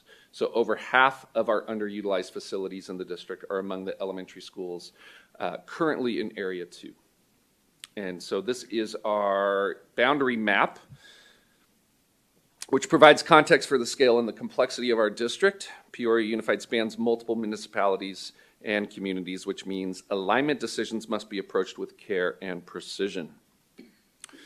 And so for the purpose of our planning efforts, the district is organizing these reference points into 4 geographic areas, and each area presents different conditions and pressures. Area 2, which is, I guess that's teal-ish, on the slide stands out as the most immediate alignment challenge based on enrollment trends and facility utilization.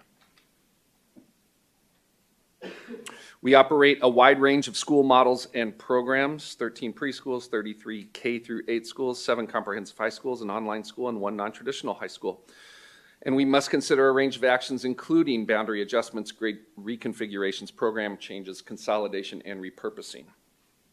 And again, I've already stressed how Area 2 serves as the most significant concentration of enrollment decline and facility underutilization. So why a phased approach? The scope and complexity of Area 2 requires thoughtful planning rather than simultaneous action.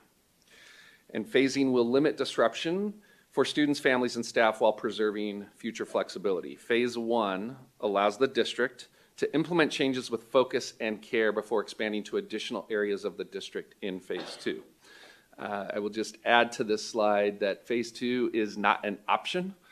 Phase 2 is just not right this second or at this moment. We want to do things one step at a time, but we envision Phase 2, as I'll mention a little bit later, being comprehensive of a much broader future plan that we will continue to roll out over the spring and into the beginning of next school year. However, when we focus on Phase 1, as we'll describe here in a moment, we are focused on work that will take place that will commence at the beginning of the 26-27 school year. And we are focusing that proposal on the Cactus High School cluster, which will enable alignment actions within a contained geographic cluster within Area 2, which will limit system-wide disruption while still supporting that purposeful and phased implementation. Also to note, existing undercapacity at Cactus High School will allow for consolidation while maintaining program continuity. You'll hear a little bit more about that in a moment from Dr. Hernandez, as well as looking at how underutilized space will create opportunities to strengthen and expand programming, including advanced academic and career pathways. And this will allow us for more lead time and flexibility for those additional conversations in our subsequent phases. So this is the specific area that we're referring to. Within Area 2, we are looking at the specific sites that feed Cactus High School, including Canyon Elementary, Foothills Elementary, Kachina Elementary, Oakwood Elementary, and Pioneer Elementary.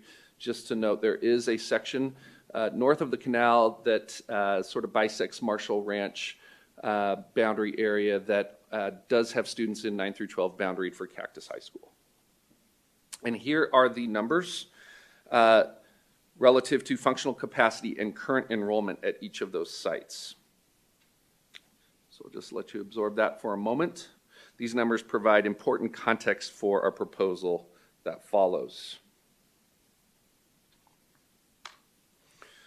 So again, for the 26-27 school year, we will start with a proposal for Kachina and Pioneer Elementary Schools to be closed and for those buildings to be repurposed.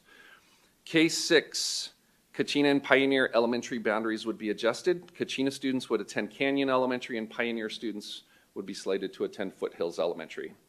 So Kachina, Pioneer, Canyon, and Foothills Elementary Schools 7th and 8th graders, next year 7th and 8th graders, would then move to Cactus High School, and Cactus High School would be repurposed into a 7 through 12 campus and model.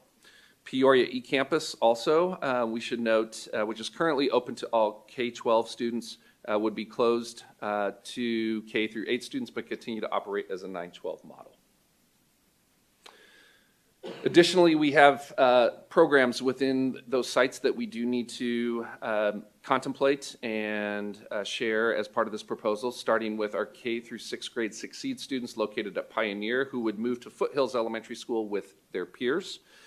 The 7th and 8th grade Succeed students currently at Pioneer Elementary would then move with their peers to Cactus High School. The K through 8th Arise program, currently at Kachina, will be moving to other campuses as part of a larger opportunity to expand programming.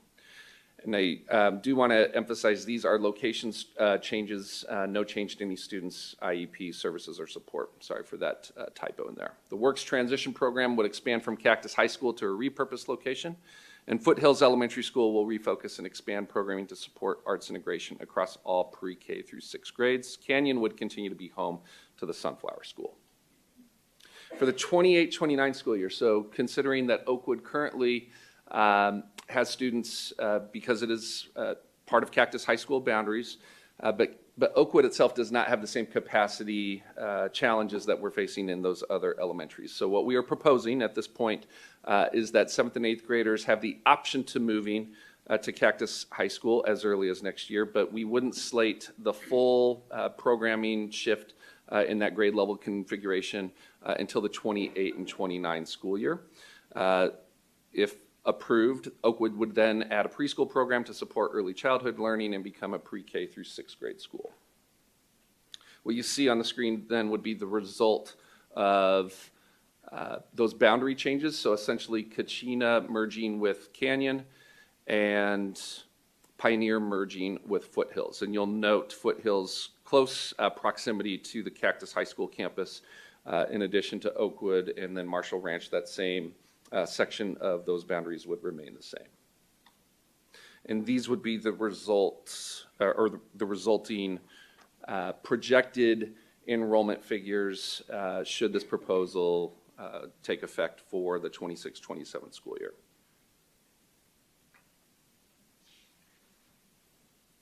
Okay, with that, I would like to welcome Dr. Hernandez up to be able to speak a little bit more to the vision for this 712 model at Cactus High School and some other considerations relative to this proposal. Thank you. Good evening, President Rooks, members of the board, Dr. Summers, cabinet, and guests. This version of the presentation will be significantly shorter than it was a couple hours ago. So the proposal for Cactus High School, if approved, to serve grades 7 through 12 has a specific focus on junior high and is designed to enable our students to achieve mastery of standards, concepts, and outcomes in core academic areas for math, science, social studies, and English language arts. Through cross-curricular integration and accelerated learning, this model is designed to provide early access to advanced content in the arts and in our CTE pathways. If approved, what we are... Did you do that earlier for me too? Might have. It was for me, not you. If approved, what we are proposing would create an unmatched experience for our junior high students. But I want to acknowledge what we know is in the hearts and minds of many of our staff and especially our parents. While we are confident that if approved in this model and our ability to implement it successfully, there are still many concerns and questions, and we share them with you as well. And we have a logistics team who is currently engaged in working to make sure that our best recommendation can come forward in many key areas that would set our students up for success.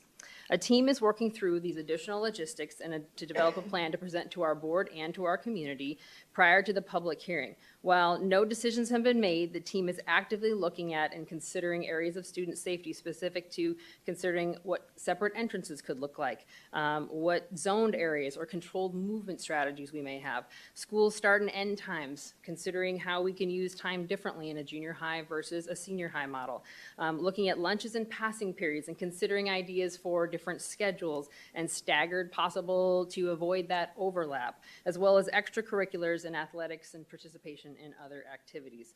While we don't yet have all of the answers, one of the first considerations that sets up the foundation for all aspects of this experience is the location on campus for the junior high learning and proximity to upper grades.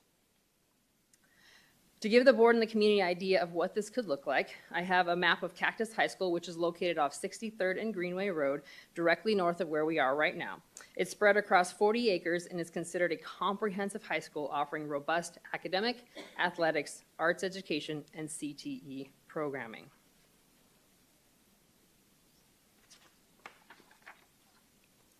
With minimal adjustments, we were able to identify a specific area which we are calling the academic core, where our junior high students will spend the majority of their day. All of the yellow boxes that you see in the top right-hand corner represent this corridor. But before I zoom in to share more about it, I want to call your attention to the two yellow boxes in the bottom left-hand portion of the screen. These are the spaces that already have the basic infrastructure in place to be seamlessly converted into a dedicated junior high boys and girls locker rooms to be used for their PE courses. Now up to the top right in that academic core area. All of the exterior classrooms connected through a breezeway that is not a main thoroughfare for other students who would be transitioning between classes. This means that students would be moving throughout the space without any interference from upperclassmen. Across the way, you see the school's art and CTE rooms, and down to the side, you see where band would be, which we hope our junior high students would be able to use, and you can tell they are within close proximity to the junior high academic core area. One final note I want to make about the uniqueness of the space within the campus of Cactus High School is that there is access to dedicated boys and girls restrooms that would not be used by the rest of the campus. So while our vision for learning has great potential and excitement, we know that there are other areas for repurposing and provide other opportunities for our Pioneer and Kachina locations. So Peoria Flex Academy and the SOAR Center would be able to be in these locations. eCampus for our high school courses, which is fully asynchronous, would be able to be housed in one of these locations. Currently, our 912 program serves 85 full-time online students, as well as supporting 650 plus co-enrollments across our high schools. The Copy Center is already located on the Pioneer campus, and as we spoke about earlier, we look forward to the opportunity to potentially look at a Level D placement, which is a private day school, to have right here hosted in the Peoria Unified boundaries. So while we're excited about these opportunities, we know the reality is there will be staffing impacts. So I'll transition the presentation to Mrs. Vicentainer to address those staffing impacts.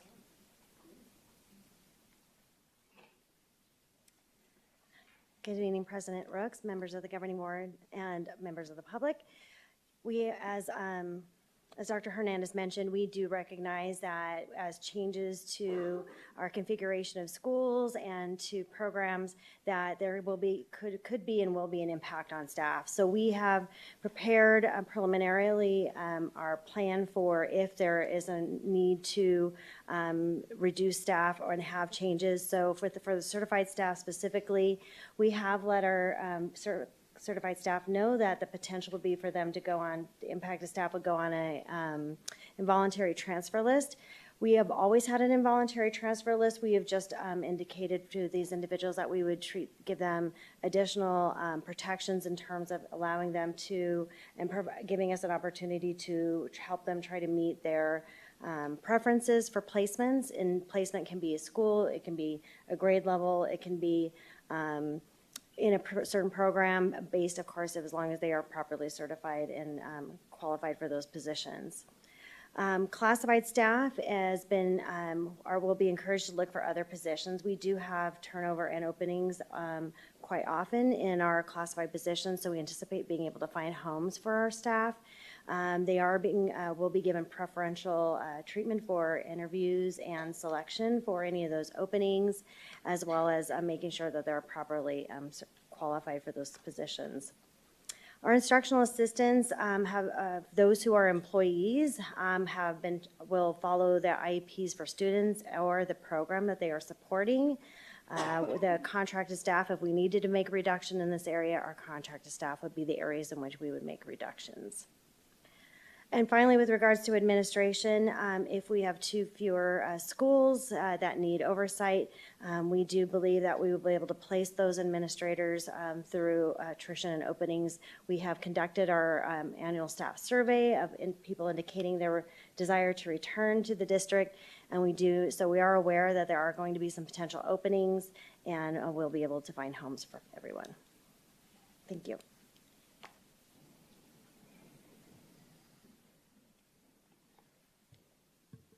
Good evening once again, President Rooks, members of the board, cabinet, staff, and guests. I am going to talk just briefly about the communication commitments and some of the communication plans that we have made should this be approved and should we be moving forward with any potential closures, repurposing, or any type of boundary alignments. I'll note that we would be making sure that we are communicating often, so very frequently and transparently. As you heard Dr. Hernandez and Dr. Summers say, we don't yet have all of the answers, but as we have additional detail, we will certainly work to share them as they are available. We would be sending dedicated messaging, and the first was shared just earlier this week with those families that may be impacting, letting them know that you were having both that study session as well as having the regular meeting this evening. We would be putting together a dedicated website with a detail on the impacts as well as frequently asked questions. I'll share with you that should you ask us to move forward with this this evening and give us some direction to move forward, we'll be building out FAQs as we receive feedback from the community. We'll also be providing any personalized support to families. We know many of our families may have questions, and they may also have questions about opportunities that exist at any of our other incredible elementary or high school options in the district, and we intend to support them through that. And then, of course, to our governing board, we do plan to give you regular updates, and I spoke briefly about this when we shared this presentation earlier, but I'll tell you that we can run reports for you weekly and send those to you based on the sentiment that we are hearing and seeing and that is coming in. I want to share with you and with our community a little bit more about the governing board authority and process that is detailed related to making these types of changes in our school district. There are a number of state statutes that governing moving forward with this type of proposal and a change.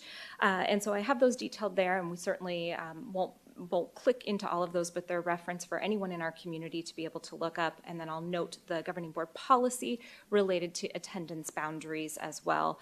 Should mention also we are working closely with legal counsel as there are a lot of steps that have to follow this legal process. Of course, we have to adhere to the law when we are having these types of discussions, but I want to share that it's also just the right thing to do to make sure that if we are looking to make a change that is this significant, that we would certainly include the voices of our community before moving forward, and that's something that has always been very important to the school district.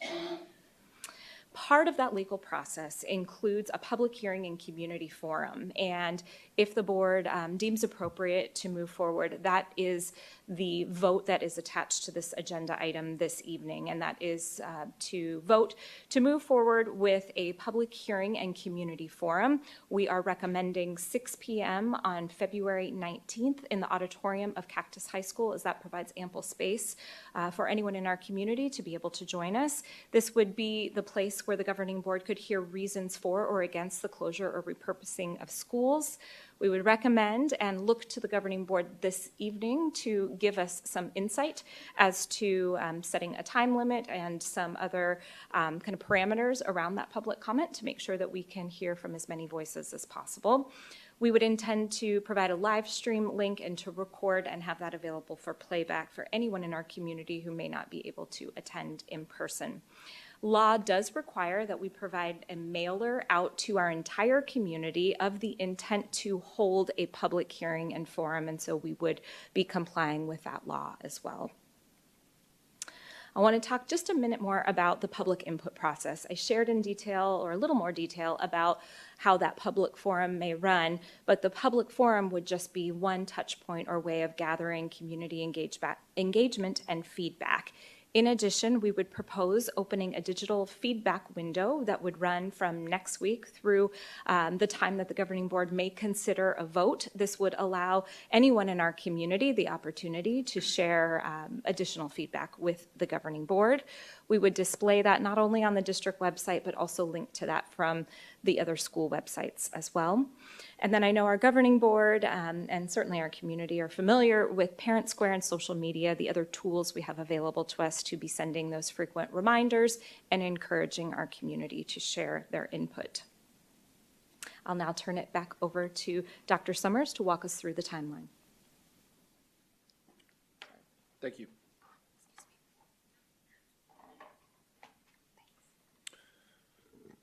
Okay, so as again we shared earlier with you, we are here on January 8th to consider, and I think the recommended motion language for you is to discuss a vote to hold a future public hearing and community forum. So you can see how that would set in motion some of these next steps, beginning with the postcard being mailed, We anticipate, I think Ms. Sari just touched on that, likely going out, it will take a moment to get it all through the post office and arrive in mailboxes.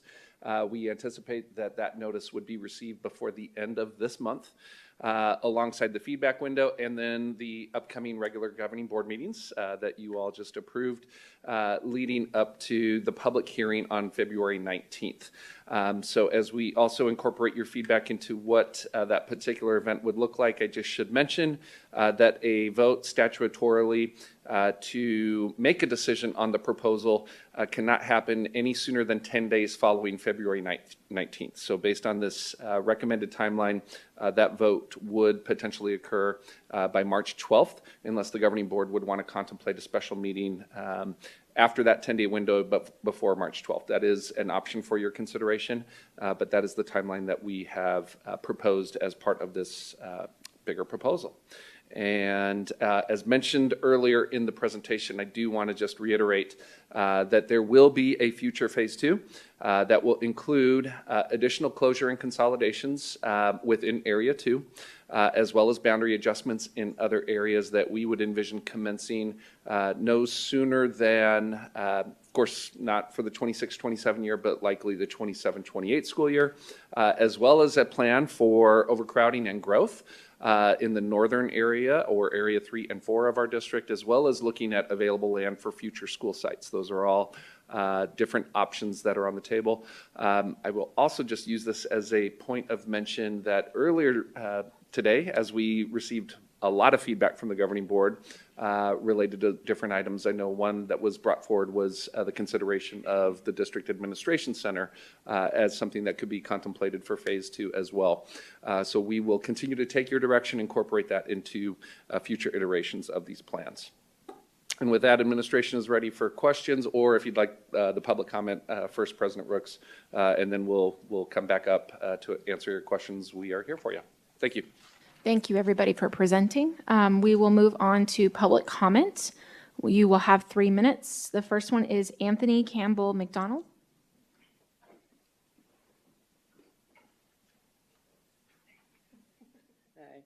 Hi. I'm not very prepared. I wrote this all waiting for the meeting to start.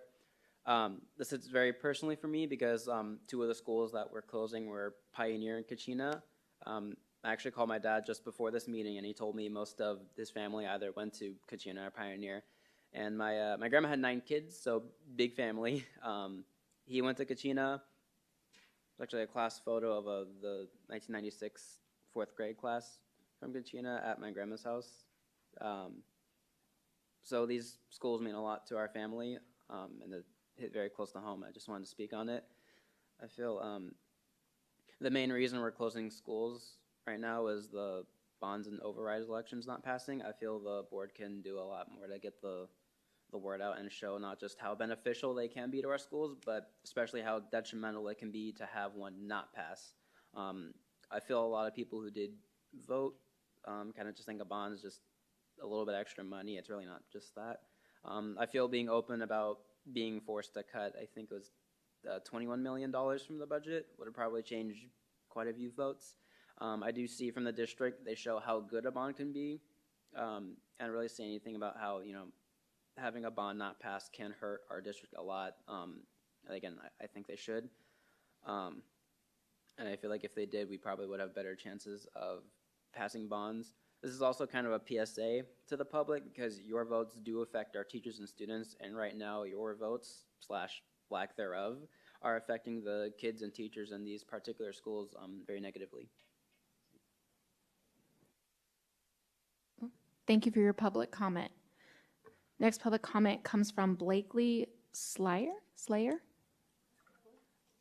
I'm so sorry if I'm Slayer. Okay.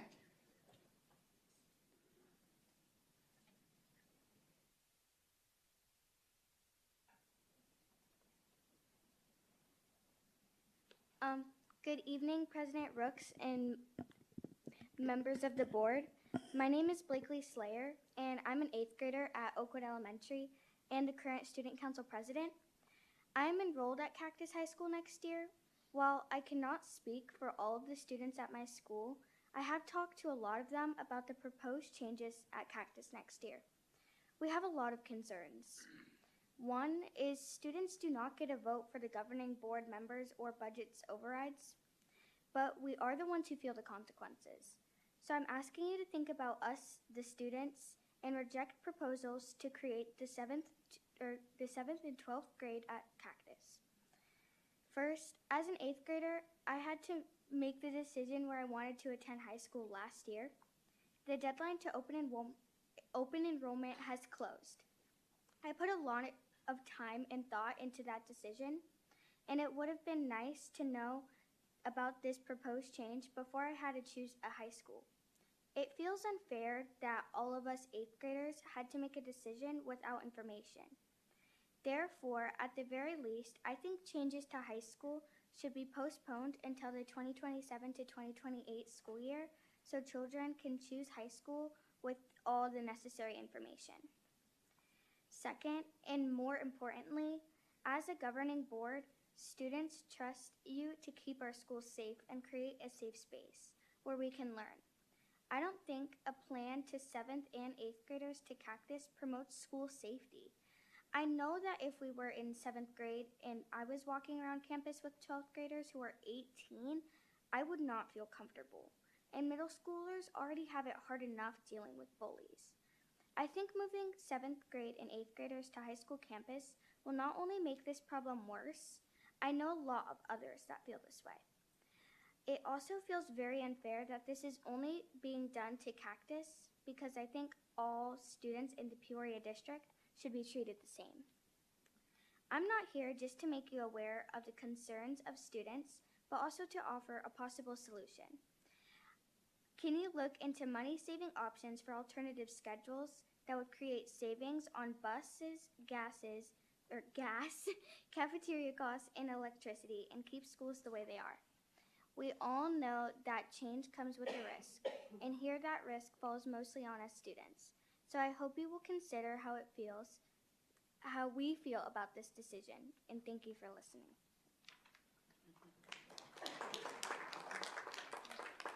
Thank you for your public comment. Next public comment is Meredith Andreessen. I'm so sorry.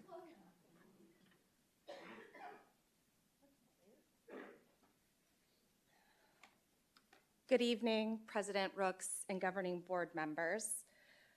I want to start by saying that I am a huge supporter of public education.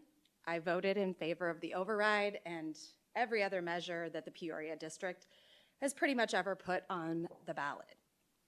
I'm really sorry it didn't pass, and I understand you are facing a lot of pressure. What I have to say isn't probably going to make it any easier, but I have a lot of concerns about the proposed changes. First, I sat here all day, some of you probably saw me, and I listened to all of the hard work that has been done. I will tell you from my seat, it feels like the decision has almost already been made about what's going to happen to the Cactus cluster of schools, and I think that's unfortunate. I don't think any decision that big should have been made without a survey to all the parents and affected students in the district. It seems as though this is phase one, and we saw a little bit about what phase two is, but I think before you vote on that, the public should be commenting on both phases and really understand what are the next school closures, what are the next investments. I also think we should be presented with what cost savings is this going to bring by changing this school, and what are the costs for us to implement it. Obviously, there's going to have to be costs associated with changing the existing school structure. Also, the safety of these 7th and 8th grade students should be paramount to everything else. There is a huge emotional and social gap between 12-year-olds and 18-year-olds. Everyone here that's a parent, I'm sure, knows that. I would just like to see evidence and see that the board is presented with evidence about how someone has looked at what potential impact it might have on those 7th and 8th grade students, not just physical safety, but emotional, educational health as well. I also feel that it's really inequitable to treat a single school cluster differently, almost as an experiment. I think that all schools should stay the same, and I implore you to look at other ways. I understand schools are probably going to need to close, But are there other ways that you can reorganize the schools so that everyone can maintain a K through 8 model and that high schools can remain high schools? I don't see that those have been looked into, other ways to just redistribute children and staff and resources among the schools that are going to stay open.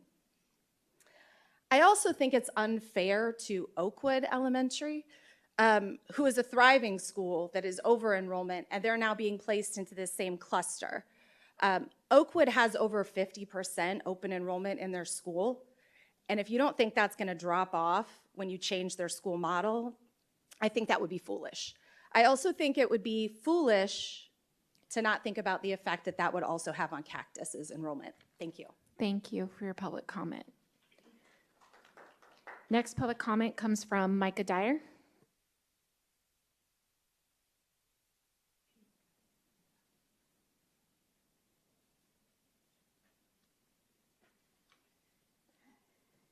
Good evening, members of the board. Superintendent, my name is Micah Dyer, and I'm here tonight as a product of Peoria Unified, kindergarten through 12th grade, and as someone who believes in public education.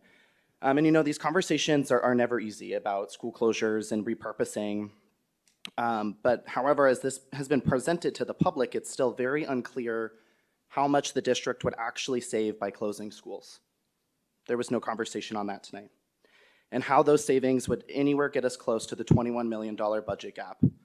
And for decisions of this magnitude, the community deserves clarity on how the numbers add up. But what I wanted to mostly talk about tonight, as I reviewed the materials and the process that was outlined and we saw this evening, is there was little to no clear plan to gather feedback from students, the number one constituent in this district.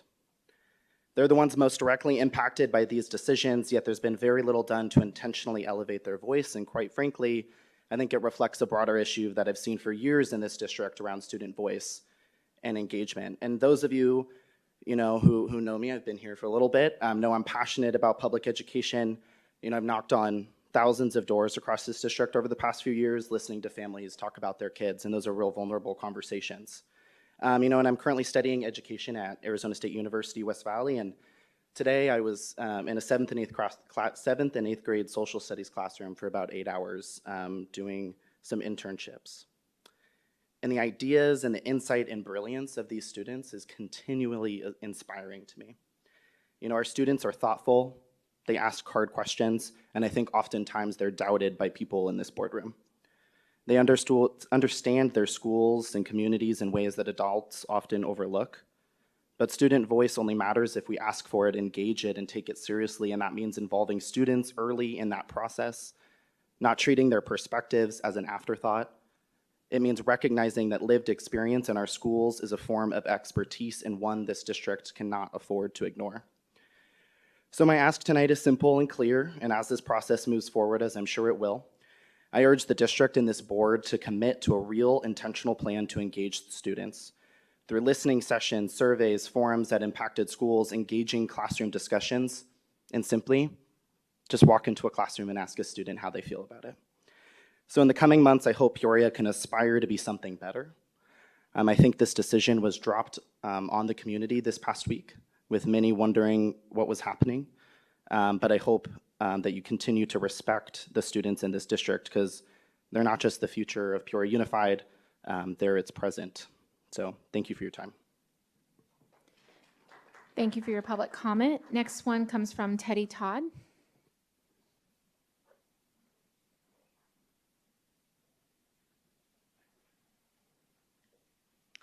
Good evening again, and thank you those students who did speak up and gave their opinions. This is good leadership training, and I know the one little girl is already gone, so somebody tell her.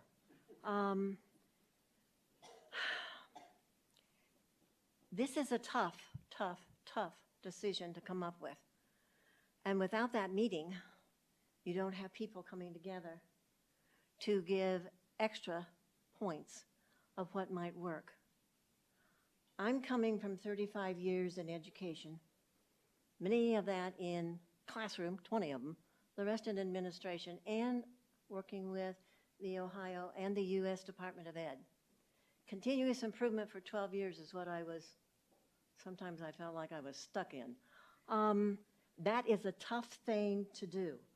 When I listen to the presentations today, please go back online and look at those, listen to those, write up your questions and whip them in on Danielle's, whatever that website is. Go in there and ask the rest of your questions. It is critical to look at the whole picture. The data that has been done shows that these are the schools and the old buildings that need the most change. And what it honestly gives to you is another life for 7th and 8th graders. We in Ohio don't have 7th and 8th graders with elementary kids. They are in separate, or they're with high school in separate wings. That can be worked, and it was shown today how those students would not interact, those older students would not be interacting with these 7th and 8th graders. When you look at the curriculum and the opportunity that those kids could get in terms of preparing the core with trades and occupations and careers, it's awesome. Got a little bit more time. When you look at that full picture, you will have leaders being developed out of there who can impact the rest of the high schools in the future. And just think, parents, it's expensive to go on to school. If you can plan ahead and have some of that done before you're out of high school with your public taxpayer money, it won't come out of your kid's pocket or your pocket. These are just important things to take a look at. It's a different view, but knowing all of the textbook work we've already done to get Peoria up to par, it is an opportunity. But the most important thing is you've got to know what's already been done, and then you've got to dig deeper and make sure your questions come out for the board and for the cabinet. Mrs. Todd, you are now, good job, out of time. Thank you. Okay. Next public comment comes from Veronica Darling. I had a far walk. Good evening, President Rooks, board, community. $21 million is a big number, and I understand that making that up is going to be tough. I was also here today, so I saw all those slides and all those cuts, and it's going to be hard. And it might involve school closures, and that's terrible.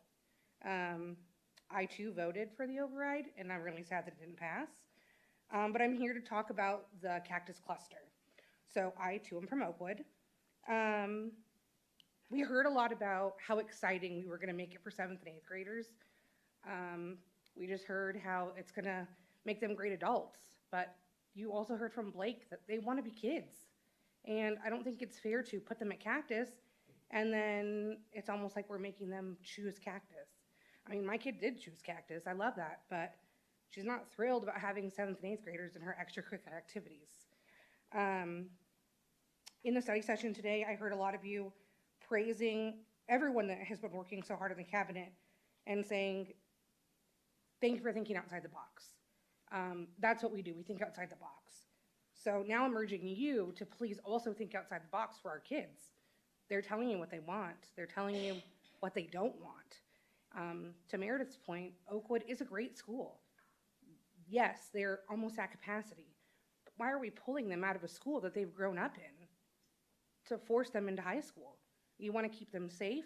You think they're going to stay separate because kids follow rules? I mean, we all have kids. They don't follow rules. So I urge you to really take this under consideration because I know for a lot of us, it feels like the decision has been made, and even though there hasn't been a vote, there's not a lot of other options. So I urge you to think outside the box, like you praised so many people today, and think of what else we could do for these kids. Thank you. Thank you for your public comment. That concludes our public comments on that item. So Dr. Summers, do you want to come back up? We'll do questions and comments. Mrs. Ewing, would you like to start? Yes, thank you. A couple different things just to address some of our community members' concerns. That was Blakely, amazing speech that she gave, and I so appreciate, and anyway, she was amazing. But it hones in on, with all of this plan, we have talked a lot about how are we getting community feedback and parent feedback and so forth, and we haven't come up with, or at least communicated, because I think you guys probably have a plan for that, but you haven't communicated how are we getting that student voice. And I know we have like all of our social studies classes that we have. Those are a great place. If we want to talk about civic engagement, that might be a great place that we can make sure that we're getting our student voice. So that would be my question to you. Is that something, I don't know if that's Ms. Area or that's you, but is there a plan that you could speak to, or generality of a plan that you could speak to at this moment about the plan to get, because I do have to agree, our students are brilliant, so we'll put that out there. But if you have any sort of comment on that, that'd be great. Sure. President Rooks, Mrs. Ewing, we are absolutely motivated to not only hear from all of our community members, but especially our students. So while that particular plan isn't necessarily something that we detailed out in a slide, I think it's as simple and as Micah actually shared, we can schedule some student touch points. And of course, our students are our constituents as well, so we can certainly incorporate some of those focus sessions, collect the feedback, and we're happy to share it. Okay, Anything great. else you would add to that, Mrs. Airy? President Rooks, members of the board, thank you, Dr. Summers. I would also add on that feedback form, when we open the window, we would be indicating with a drop-down arrow so that everybody who submits a public comment could indicate if they are a student that is sharing, or a parent, a community member, a staff member, so we could make sure that we have that categorized for when the governing board is going through that feedback. Okay, great. And then obviously, I'm sure there's a plan of how we communicate to our families, but then also our students who are the high schoolers who don't tend to hear like what their parents say, that's out there to be able to respond. So, great, thank you. And I also, just to the community who's watching, you know, we have been here since 9 o'clock, and we have went really in depth into a lot of the data that's been out there. So if you don't see us showing as much enthusiasm, or if it feels like this is being run through with no emotion, I just want to just apologize in advance, but just say, you know, there's a lot of exhaustion in this room. This is a lot of information coming at us, but I want you to know it by no means means that there isn't any sort of grief and sadness, and that we feel the weight of these decisions, and it's a hard place to be in. So I just want to say that. I also want to make sure our community know, I think it was Veronica, sorry, she mentioned Meredith, that the community, that the decision had already been made, and I can honestly tell you that it had not been made. And I want to correct a statement that I made during our study session, is because I think some of us up here were saying, you know, this isn't new information. And what I meant by that is that we've been seeing all along that we understand the state that our facilities are in, and then we've been receiving all of that data about declining enrollment over many, many years, and that's the pieces. And we, when you're up here as a board, you're involved, you understand the consequences of bonds not passing, and you understand the consequences of the override passing. I thought that the district did a great job of communicating the consequences of an override not passing, and because we're trying to be very thoughtful about staff and contracts going out, we're trying to make these decisions so that they can make their own personal family decisions. So I just wanted to make sure that was pointed out. And then I wanted to make a statement that in doing this, we also we'll need to ensure that we do enrollment stabilization along with how are we going to focus on growth as well with the limited resources we have. So I think that was another big goal of going forward with a plan like this, and how do we do that.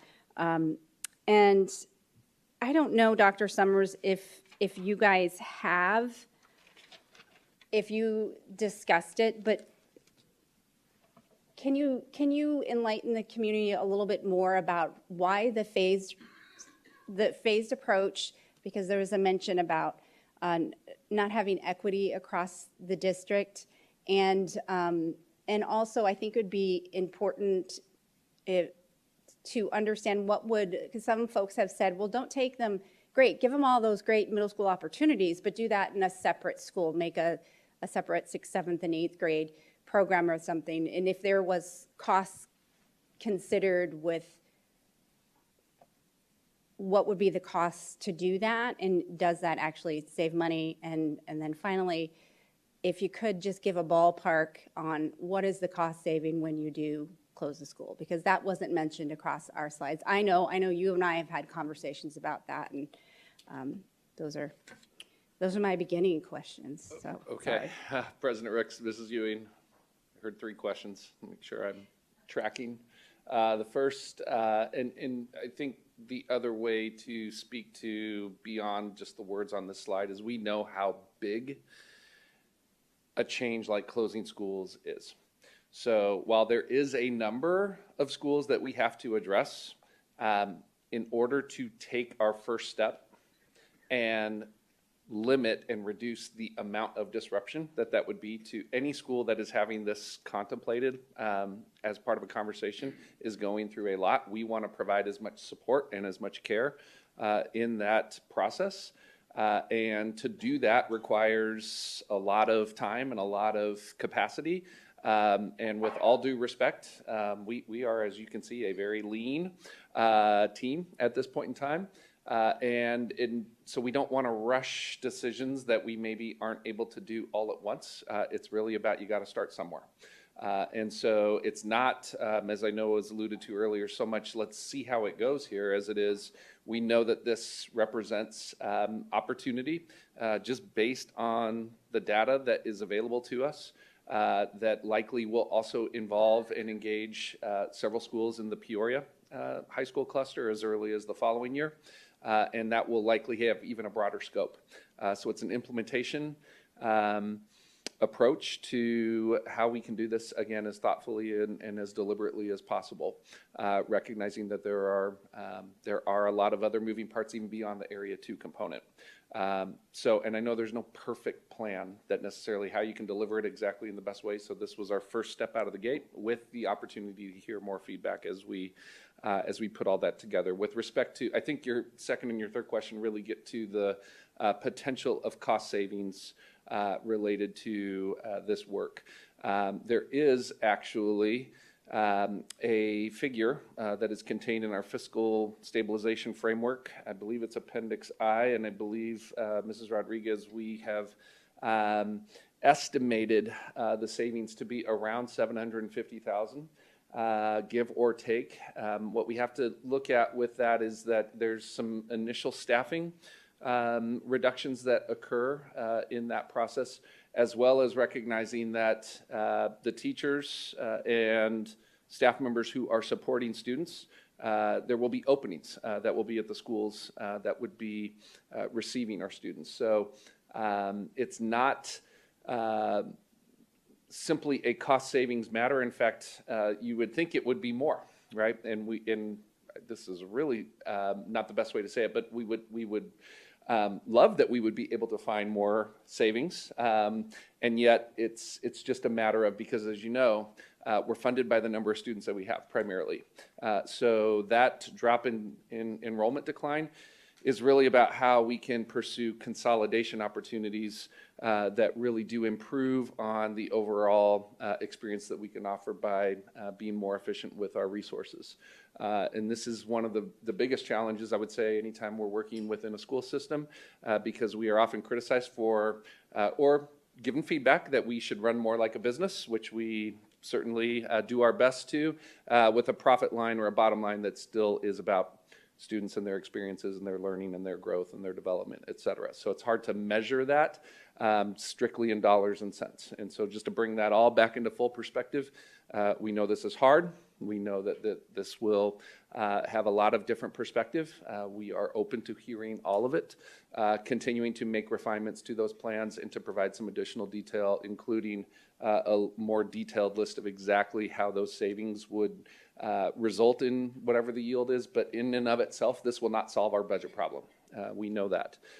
And we have to address all of those components to the best of our ability at this point in time. And I'm hoping that you can let the student, what is her name? Blakely, let her know that some of those things that she suggested on there, she's brilliant, are some of the things that actually were suggested by the district. And letting her, maybe actually giving her the dollar figures too that are aligned with that. But absolutely, our students have great ideas. Okay, so on we've talked earlier today. We talked a lot about students who would be received by Foothills at all of there's a lot of great programming with the Arts Academy there and all of that. For the students that would be going into Canyon, and I'm going to start off, I should preface this by, all of our schools are amazing and they're doing amazing things. Kachina is doing amazing things this year, and Pioneer is doing amazing things. We love all of our schools. So when I ask this question,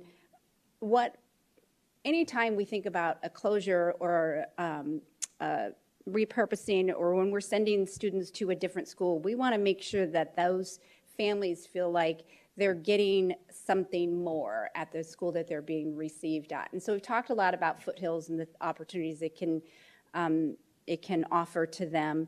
And I'm curious, for those families coming into Canyon, what are some things, you know, we have an amazing principal over there, but what are some things that you would offer to those families of things that they can be thinking about that would be more opportunities? And maybe that's a Dr. Hernandez question, not sure. President Ricks, Mrs. Ewing, I would just add, while we haven't necessarily identified a specific programming component such as the arts integration that you're referring to, that is already at Foothills, that would be a continuation or a double down, if you will, on what we're envisioning there. I think in order to do that justice, we would want to make sure that we take some time so that we can really hone in on what is Canyon already offering, because there are some of those unique experiences, and as you know, it is also the home of the Sunflower School. So we commit to meaningful educational opportunities and experiences at all of our sites. So we're happy to share more of what that looks like, particularly as we're working with families to help them know what they can expect in reference to whatever school they would be boundaried for. And then lastly, and then I'll let it go to some of the other board members. When they, because we had a whole big special education session in the special session, when you're looking at those programs that are going to be, I guess, let me just ask it this way. Any of the programs that are going to be at Kachina, so that's the Peoria Flex Academy, the SOAR Center, not so concerned about eCampus because students really on there, or the Future Level D program. Have we thought about how we will make sure that those students still have opportunities to integrate into our other schools? Because someone mentioned in public comment about those feeling like an island out there, and how we can integrate it with our other families around there. President Ricks, Mrs. Ewing, just to address two pieces to that question. The first is we are not necessarily saying that Peoria Flex and the SOAR program would be immediately identified for Kachina. We are looking very closely at the capacity and the environmental design of both of those campuses as to what would be the best location for that transfer to take place. So that is subsequent work that we are wanting to address. And as part of that work, we want to make sure that we can do, I think what you mentioned in that second part, which is we don't see any of our schools operating on isolation or unto themselves, but to pursue every opportunity that we have for integration and cross-connectedness across our entire portfolio of schools. And I will add partnerships with our broader community. I think the only other question I had asked was just like, had we ever considered the costs of, I mean, I know I talked to like our former superintendent about this, or former superintendent, but what the cost would be to actually create a middle school program, because I mean, personally, I've from everything I understand, that wouldn't really be a good cost saving for us, but I just didn't know in this process if you guys consider that, because we did have a community member ask about that. Yes, again, President Ricks, Mrs. Ewing, I think what we would envision as part of a next update and presentation is a more detailed breakdown of that cost analysis, so that you know both the cost savings as well as the incurring of potential additional costs as a result of any moves that may be made. Okay, great. Thank you. Mrs. Proudfit, do you have any questions or comments? Thank you for all the public comments. Just a few things that I want to clarify. This is not like a causal relationship with the override feeling. It's what Ms. Ewing was saying, that, you know, thank you for clarifying that, because it was the same thing I said. This has been something that's been looked at for over a decade in our district, because Area 2 was built for a very specific population that does not exist anymore. We're dealing with declining enrollment, the aging of neighborhoods, and, you know, I think I said earlier, I would have loved to see Area 2 in its heyday, with schools every mile and kids flooding the streets. It would be amazing. I wish we could revitalize it and bring that back. But I just really want to clarify that the reallocation of schools is not like, oh, we didn't pass the overrides, now we're punishing and schools are closing. We need to revamp how it's done. And I'll just be honest, the way we fund education in Arizona sucks. And we're not passing overrides. We're not passing bonds. This is not a unique problem to our district, and we have to get ahead of this to do something different. So as a board, as a district, it's our job to put butts in seats. We have to do everything we can to capitalize on our signature programs, on our foothills programs, on our CTE, on the things that create success within our kids, and we have got to attract those students. That is completely on us. One thing I will say is, you know, this vote, what we're talking about now, we can totally get in the weeds and be here till tomorrow, which please, let's not do that. But this vote is simply, are we going to open the conversation? Are we going to officially open the conversation with our community? And I'll say, let's get those DECA kids in here. Let's get the IB students from Ironwood. Those DECA kids that came and fought us on the caffeine. They would. That was Raymond S. Kellis, but yes. They would handle this. I would love to hear their ideas. But guys, this is where we're at with the community. We have to be realistic, because even if the override passed, it might have been able to kick down the road a year or two, but we would still end up in this same position. So again, this vote is about opening a conversation with our community. And guys, whether we like it or not, the conversation has to be had. I did want to just shout out the only school in Area 2 that is not grossly under-enrolled. And those numbers, including Cactus High School, by the way, is very, very under-enrolled, is Oakwood.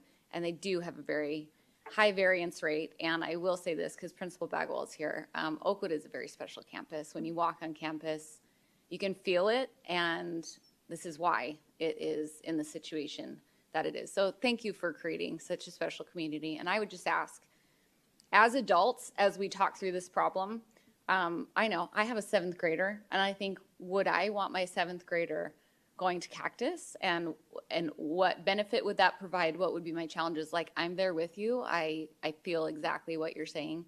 But as the adults in the room, let's just try to be productive with how we talk about it. I want to hear everything that the students think and feel. And as parents, it's probably going to be very easy to be like, we shouldn't do this.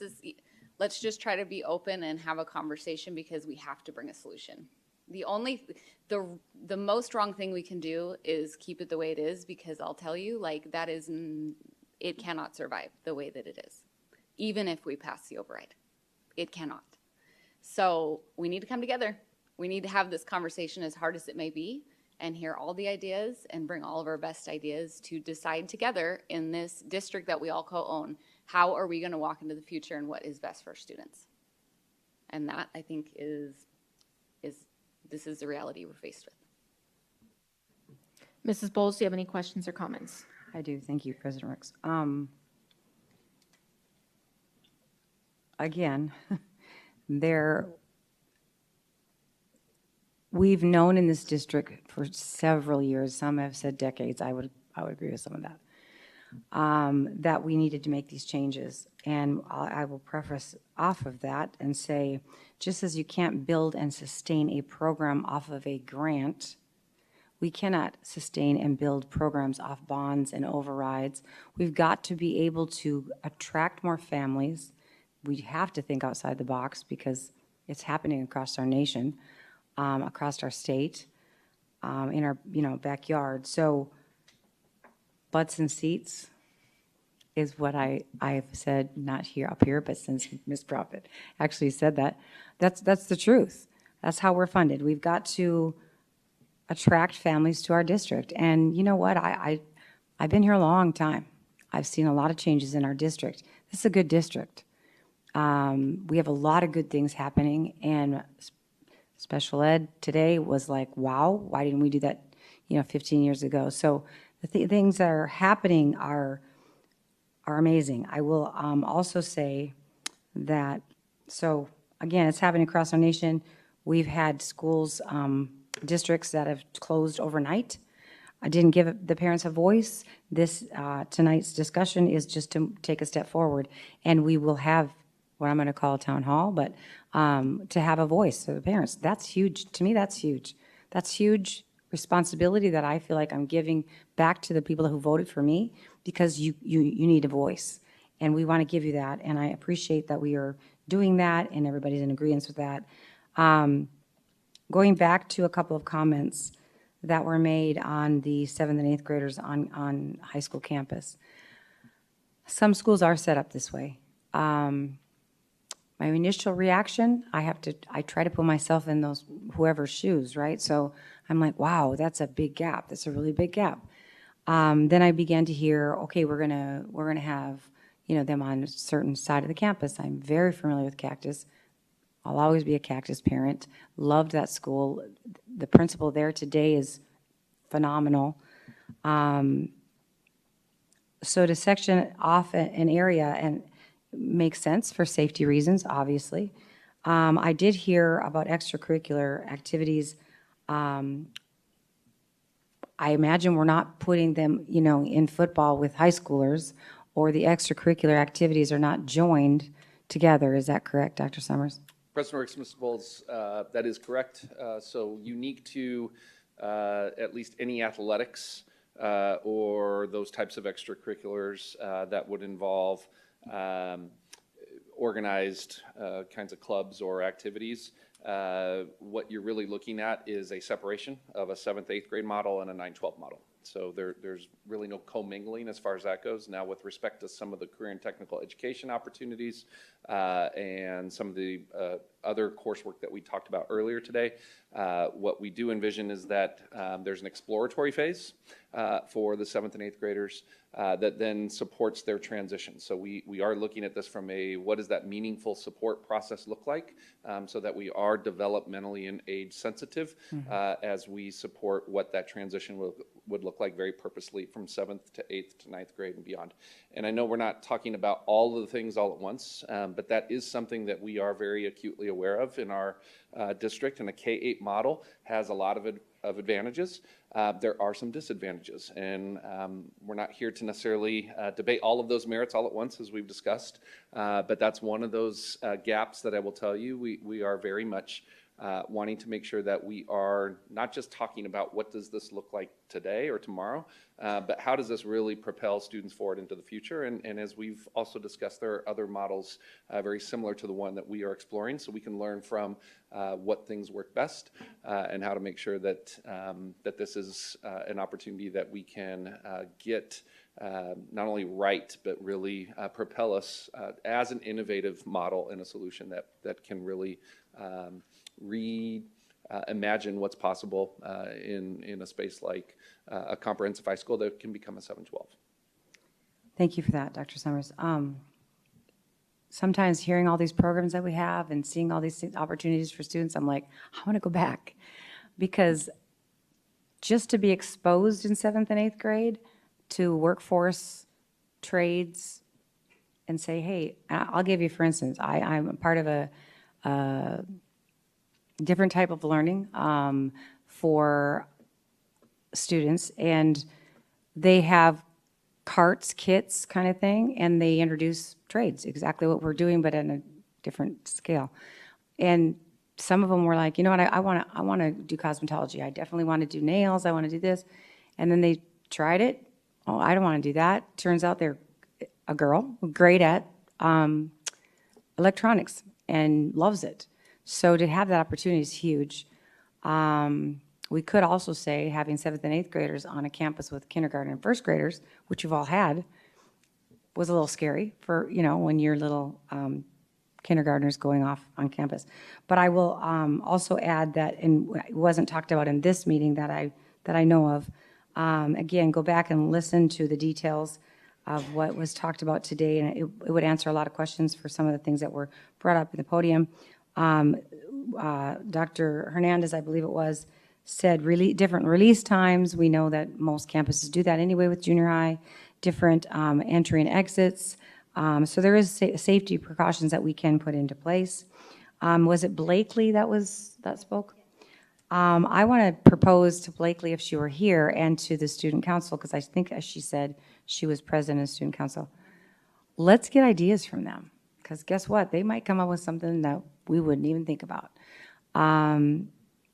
I would love to do that and have that as a project for them and bring that to us, or however that works. I know that time is always, you know, ticking, and we have to do certain things at certain times because of laws. But I would love that part to be a voice at the table. She had the courage enough to come here and speak. And what better way than to use our student council? So that's all I have. Thank you. Thanks. Mr. Toby, do you have any questions or comments? Some of the data that was presented today, Dr. Summer, that I've been looking at, and I do want to offer one suggestion.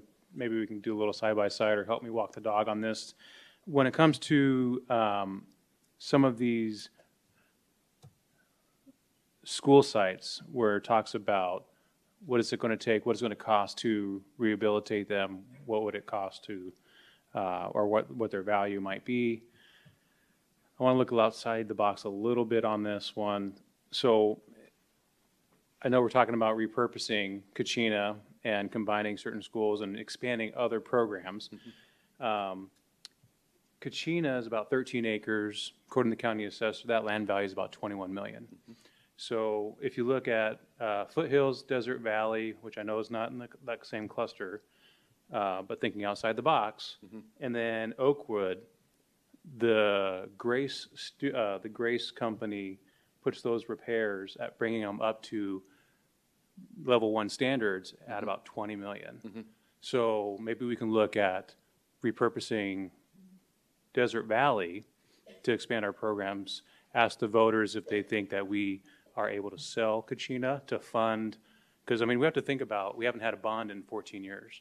So can we use that capital to bring all of those up to the 21st century at high quality learning centers, repurposing Desert Valley, and then reinvesting that to make those last. I mean, they're from the 70s and 80s.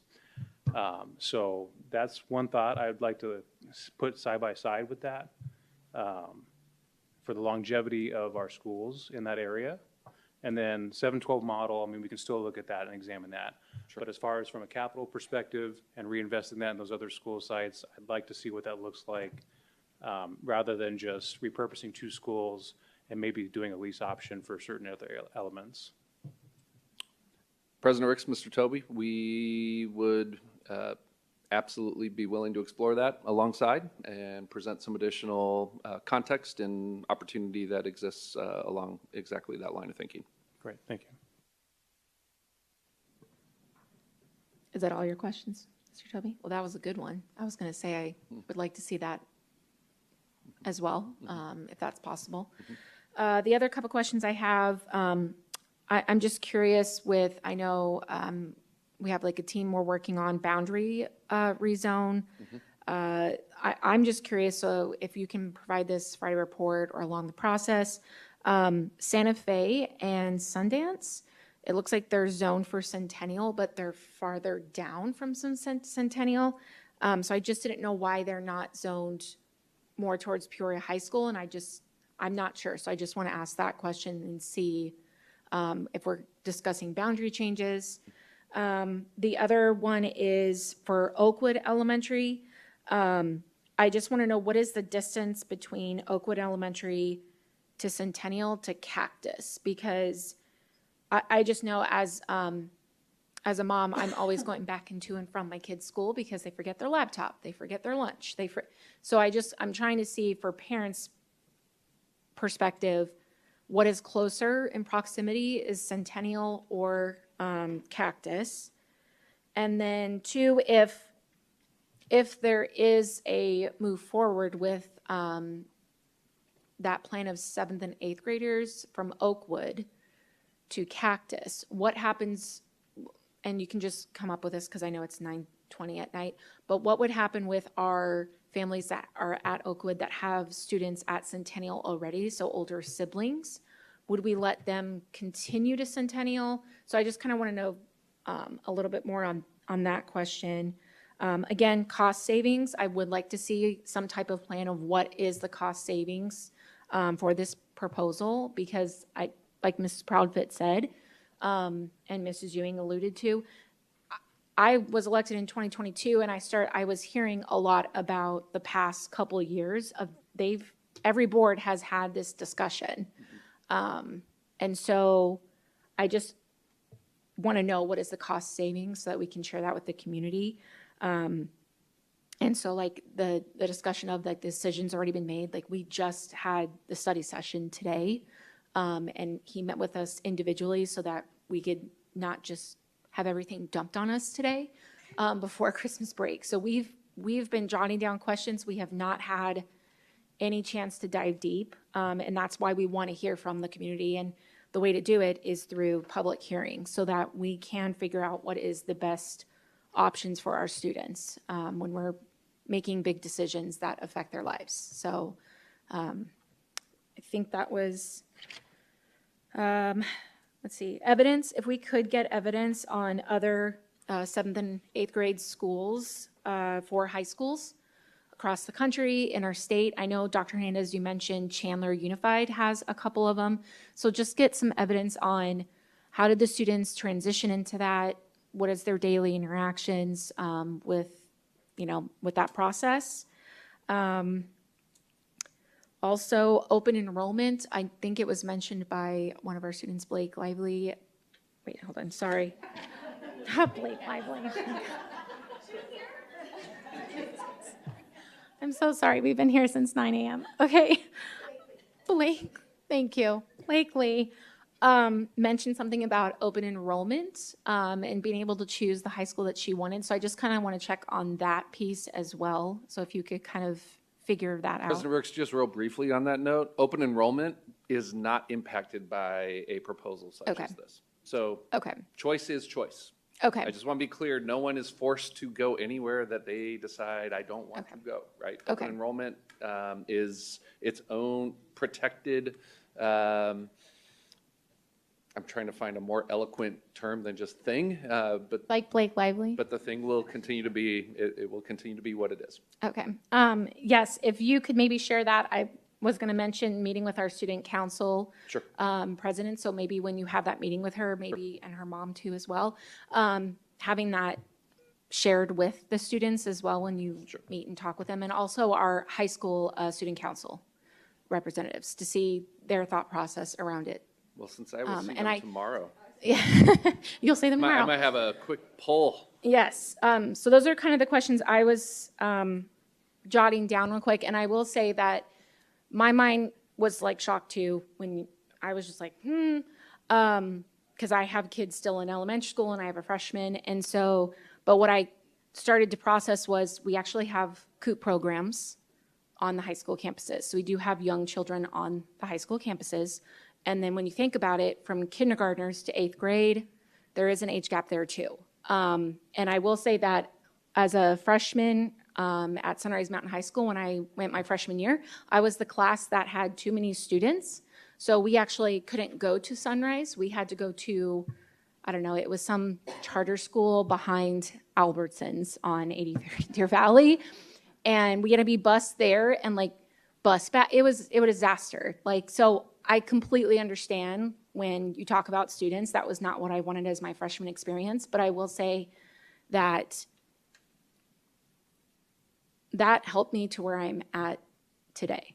So I think that when there's challenges, I think it can help you to where you become the person that you are today as you go through your life. I just wanted to kind of give that perspective because it was not fun at the time. Those are kind of the questions that I had. I don't know if anybody else has any, but if not, just for clarification, it is just a public hearing, community forum that is on this action item, and that's by law has to be voted on by the board. So if no further questions or comments, I just need a motion on the floor. I motion that pursuant to ARS 15-341, 32, and 37, we call for a public hearing and community forum February 19th, 2026 at 6 p.m. in the auditorium of Cactus High School to discuss and obtain public comment regarding possible school closures, repurposing, and boundary changes to include, but not necessarily limited to, the potential closure of Kachina and Pioneer Elementary Schools, repurposing of Canyon, eCampus, Foothills, Kachina, Pioneer, and Oakwood Elementary Schools, and the expansion, repurposing of Cactus High School to include grades 7th and 8th. And I'll second. So Azure, we have a motion made by Clerk Proudfit and a second made by Mrs. Bowles. And if you could run us through a voice vote, please. Mrs. Proudfit, Yes. Ms. Bowles, Yes. Mrs. Ewing, Yes. President Rooks, Yes. Mr. Toby. Yes. Thank you. Motion passes with 5 yeas. Thank you, Dr. Summers and team, and for the community for their public comment this evening.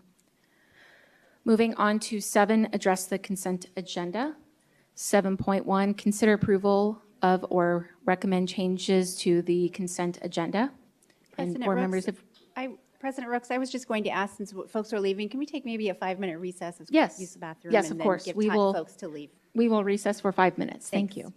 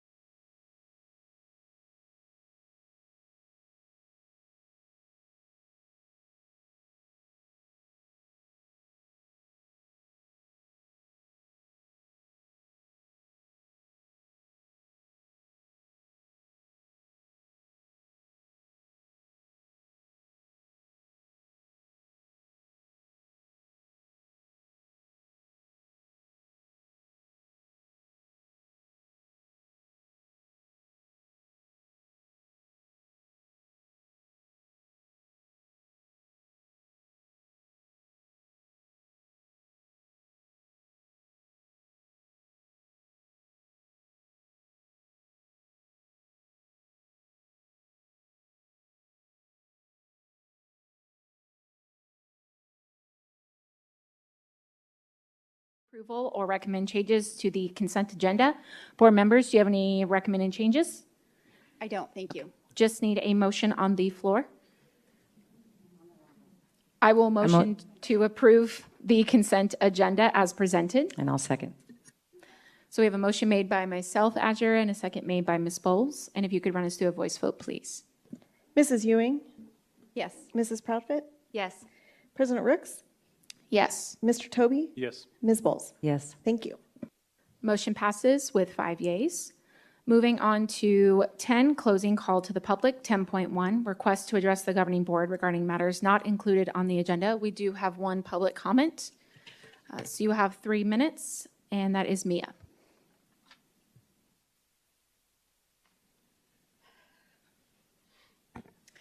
Hi, I'm back to finish my comment. The report states that when he arrived at the meeting, Samuel talked to the principal of Centennial High School, Scott Hollabaugh, and the athletic director. He informed them he has a parent who provided him with multiple photographs. He informed Scott and the athletic director he knows the father of the female as a teacher at Ironwood High School. Samuel recalled his name being Beck, so we know they're speaking about Haley Beck. Hollabaugh says, and I quote, "Oh, four-letter word, Samuel, thank you. You can send me those pictures. Can you send me those pictures? This is not the first time we've had an issue or have had to talk to her." Samuel sent Scott the photographs. According to the report, Hollabaugh did not say anything about these two incidents until later at the end of July, when Peoria PD went to serve a search warrant for Angela Berlacca. It was at that time Hollabaugh finally decided to report to the authorities. Not only that, but he says in his own words, they've had multiple complaints about her. If that's the case, why were these two incidents not reported by him? My question is, why are these two principals still on campus when they have proven that the only people they will protect are pedophiles, not the vulnerable who need protecting, the students? Why, Dr. Summers, Talia Vistentainer, and Christine Lopez-Lira, have these admins not been held accountable? If they covered for this, who knows what they've covered up in the past, and who knows what they'll cover up in the future? They failed to do their job, they failed to protect the students, and yet you have allowed them to stay in their positions and worse, remain on campus. Why? That is all of our public comments for closing call the public. Moving on to 11, informational reports. 11.1, report on upcoming meetings and events. Mrs. Airy. Good evening, President Rooks, members of the board. The only area I would like to lift up that's on your report this evening is the spelling bee that is coming up here very soon on the 22nd of January. And so we hope you will be able to join us for that event. Thank you. Thank you. Moving on to 11.2, legislative, state, and local updates. Mrs. Rodriguez. Yes, thank you, President Rooks, members of the board. The legislative session is about to begin. And as I alluded to earlier, we are hoping that there will be some positive things that come out for school finance and school funding this year. But we will keep a close eye on any of the bills that are coming through that might impact us as a school district, and we will give you updates as they come through. Thank you for that update. Appreciate it. Moving on to 11.3, report on requested future agenda items is available on our website. Moving on to 12, other business. 12.1, request for agenda items for future governing board meetings. Mrs. Ewing, do you have any requests? I believe at the end of January, there is a safety conference that is coming up. I don't know if I have it. It's on.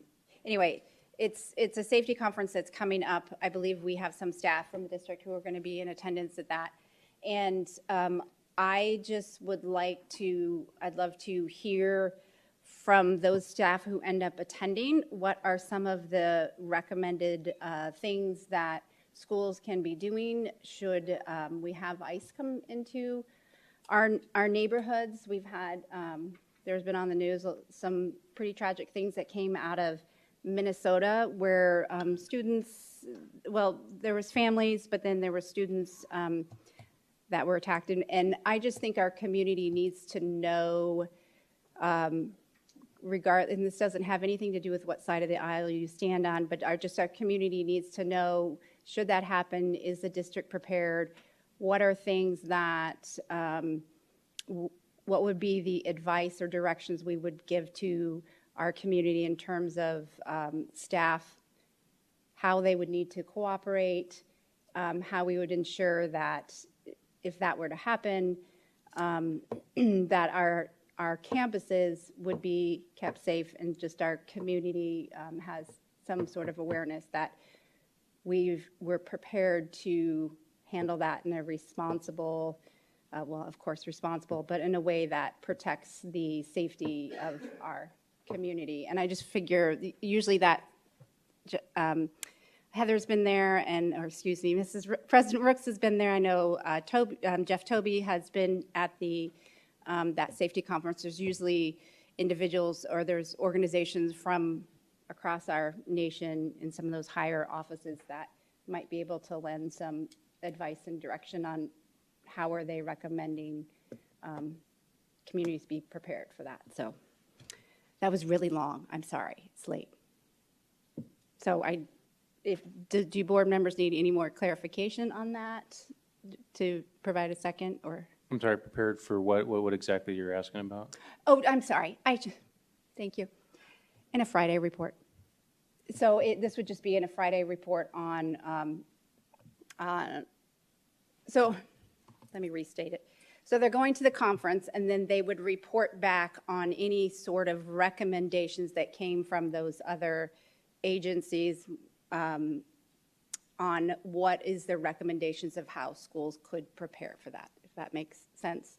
So that, because I think in that conference, not all 5 of our board members are going to that conference, but it'd be great to, I'm sure that will be a topic, it would be great to hear what the recommendation is from those agencies and at least start with what is the recommendation so that maybe and then we could know what does our district already have in place, and just through a Friday report, and then maybe if need be at a future session to just look at that in a study session. So initially just a Friday report on the recommendations for schools. Does that help answer the question? I'm sorry, I was just confused. Maybe I'm tired. I'm like, are we talking active shooter? Are we talking just overall safety? Are we talking, like, I wasn't sure what you were asking. I'm sorry, it's in regards to ICE being on campus. If ICE was to come to any of our campuses, what is the recommended response for, I think our community needs to know that, and in that particular situation in Minnesota, it ended up in a lot of violence. So how I believe our district already has standard operating procedures in place for if they were to come and how we need to be cooperative with them and that type of thing. But it's more in a. Mrs. Airy wants to answer, I think. Or Dr. Summers, my bad. President Rooks, They Mrs. were Ewing, signaling me. Here's what I would recommend. We do have standard protocols that we can certainly share with with all the board members based on your initial request. I would also offer, since we will have staff members attending the safety conference, that we could provide more of a summary of what is covered during that conference and address not only well, like I said, we can address that specific issue based on what's already in place and any other updates relative to that conference so that the board is aware of what we learned from that particular training. Thank you for making that much more concise. We got you. All good? Yes? Okay. Mrs. Clerk Proudfit, do you have any future requests? Oh, sorry. Oh, did you have another one? I'm sorry. I'll second. Okay. Ms. Clerk Proudfit, do you have any future requests? I just wanted to make one future request. based on the public comment about just code of conduct, opening up that conversation, I understand that we have a lot of very big things on the table, so not to overwhelm the schedule. I certainly don't want it to turn into like a 17-hour board meeting, and but when the schedule allows, would love to answer the call to do that.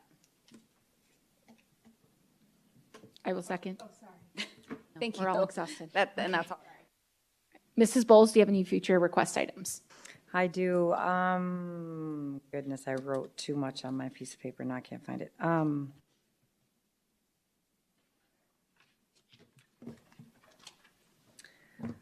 I want, I don't know exactly how to say this, a future agenda item to put on the agenda, the reinstating or discussion around the Liberty High School wrestling coach. I think that's already on. I'll second, but yeah, I had the. Well, I already, It's already been- I already requested and she seconded it too. Yeah. That. Is there So any let me oth- rephrase that. I would Okay. like to put on the next board meeting agenda, the discussion and around reinstating the wrestling coach at Liberty High School.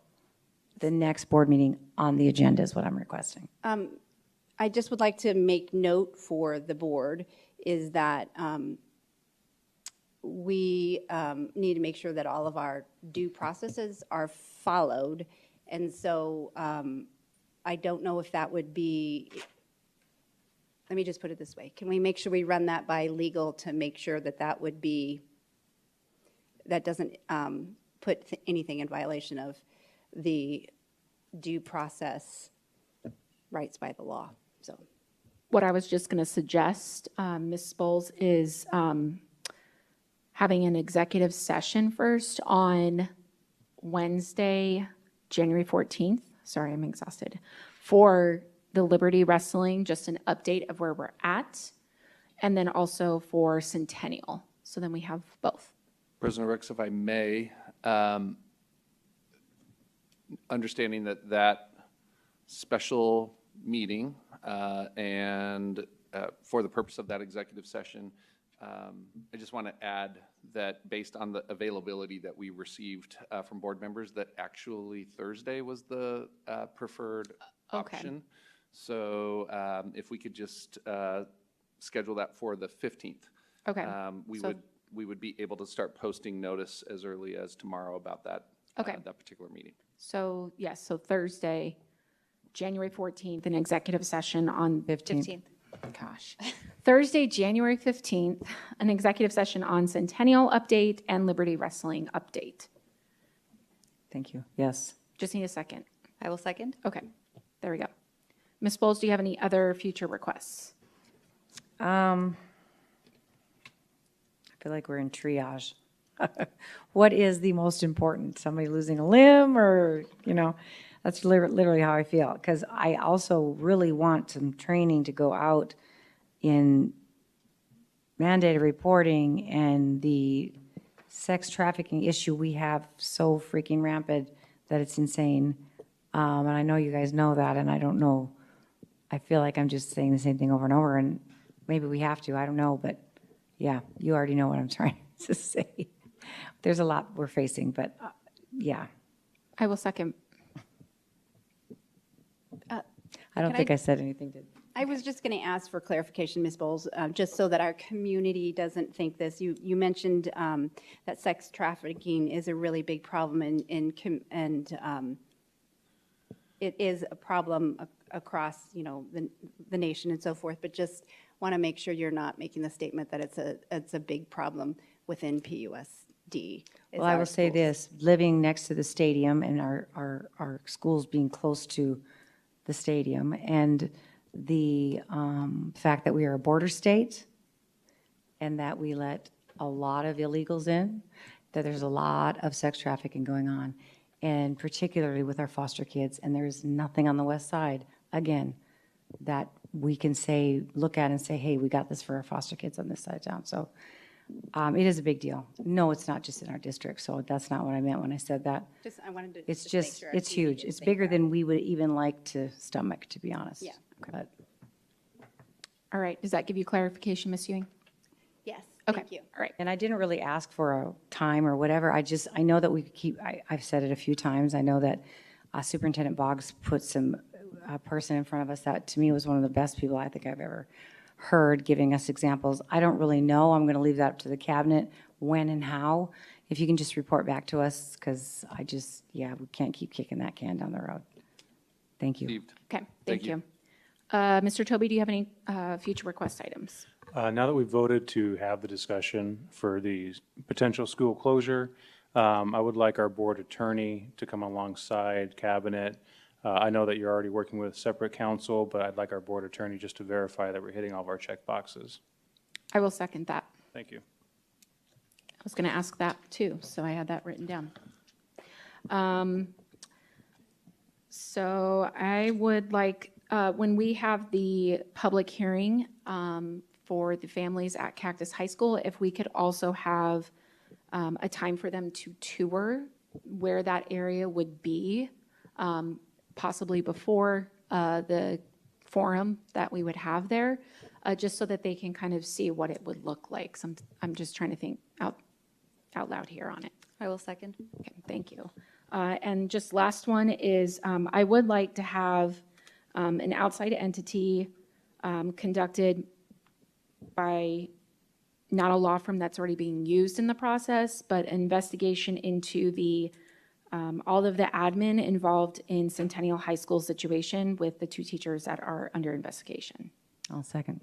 Okay. And that is all that I have this evening for future agenda items. So we will move on to 13 adjournment, 13.1. I just need a motion to adjourn. I motion to adjourn. I will second. So we have a motion made by Mrs. Bowles and a second made by myself. And if you could run us through a vote, please. Mrs. Ewing, Yes. Mrs. Proudfit, Yes. Ms. Bowles, Yes. Mr. Toby, Yes. President Rooks. Yes. Thank you. Motion is adjourned at 9:51 p.m. Thank you.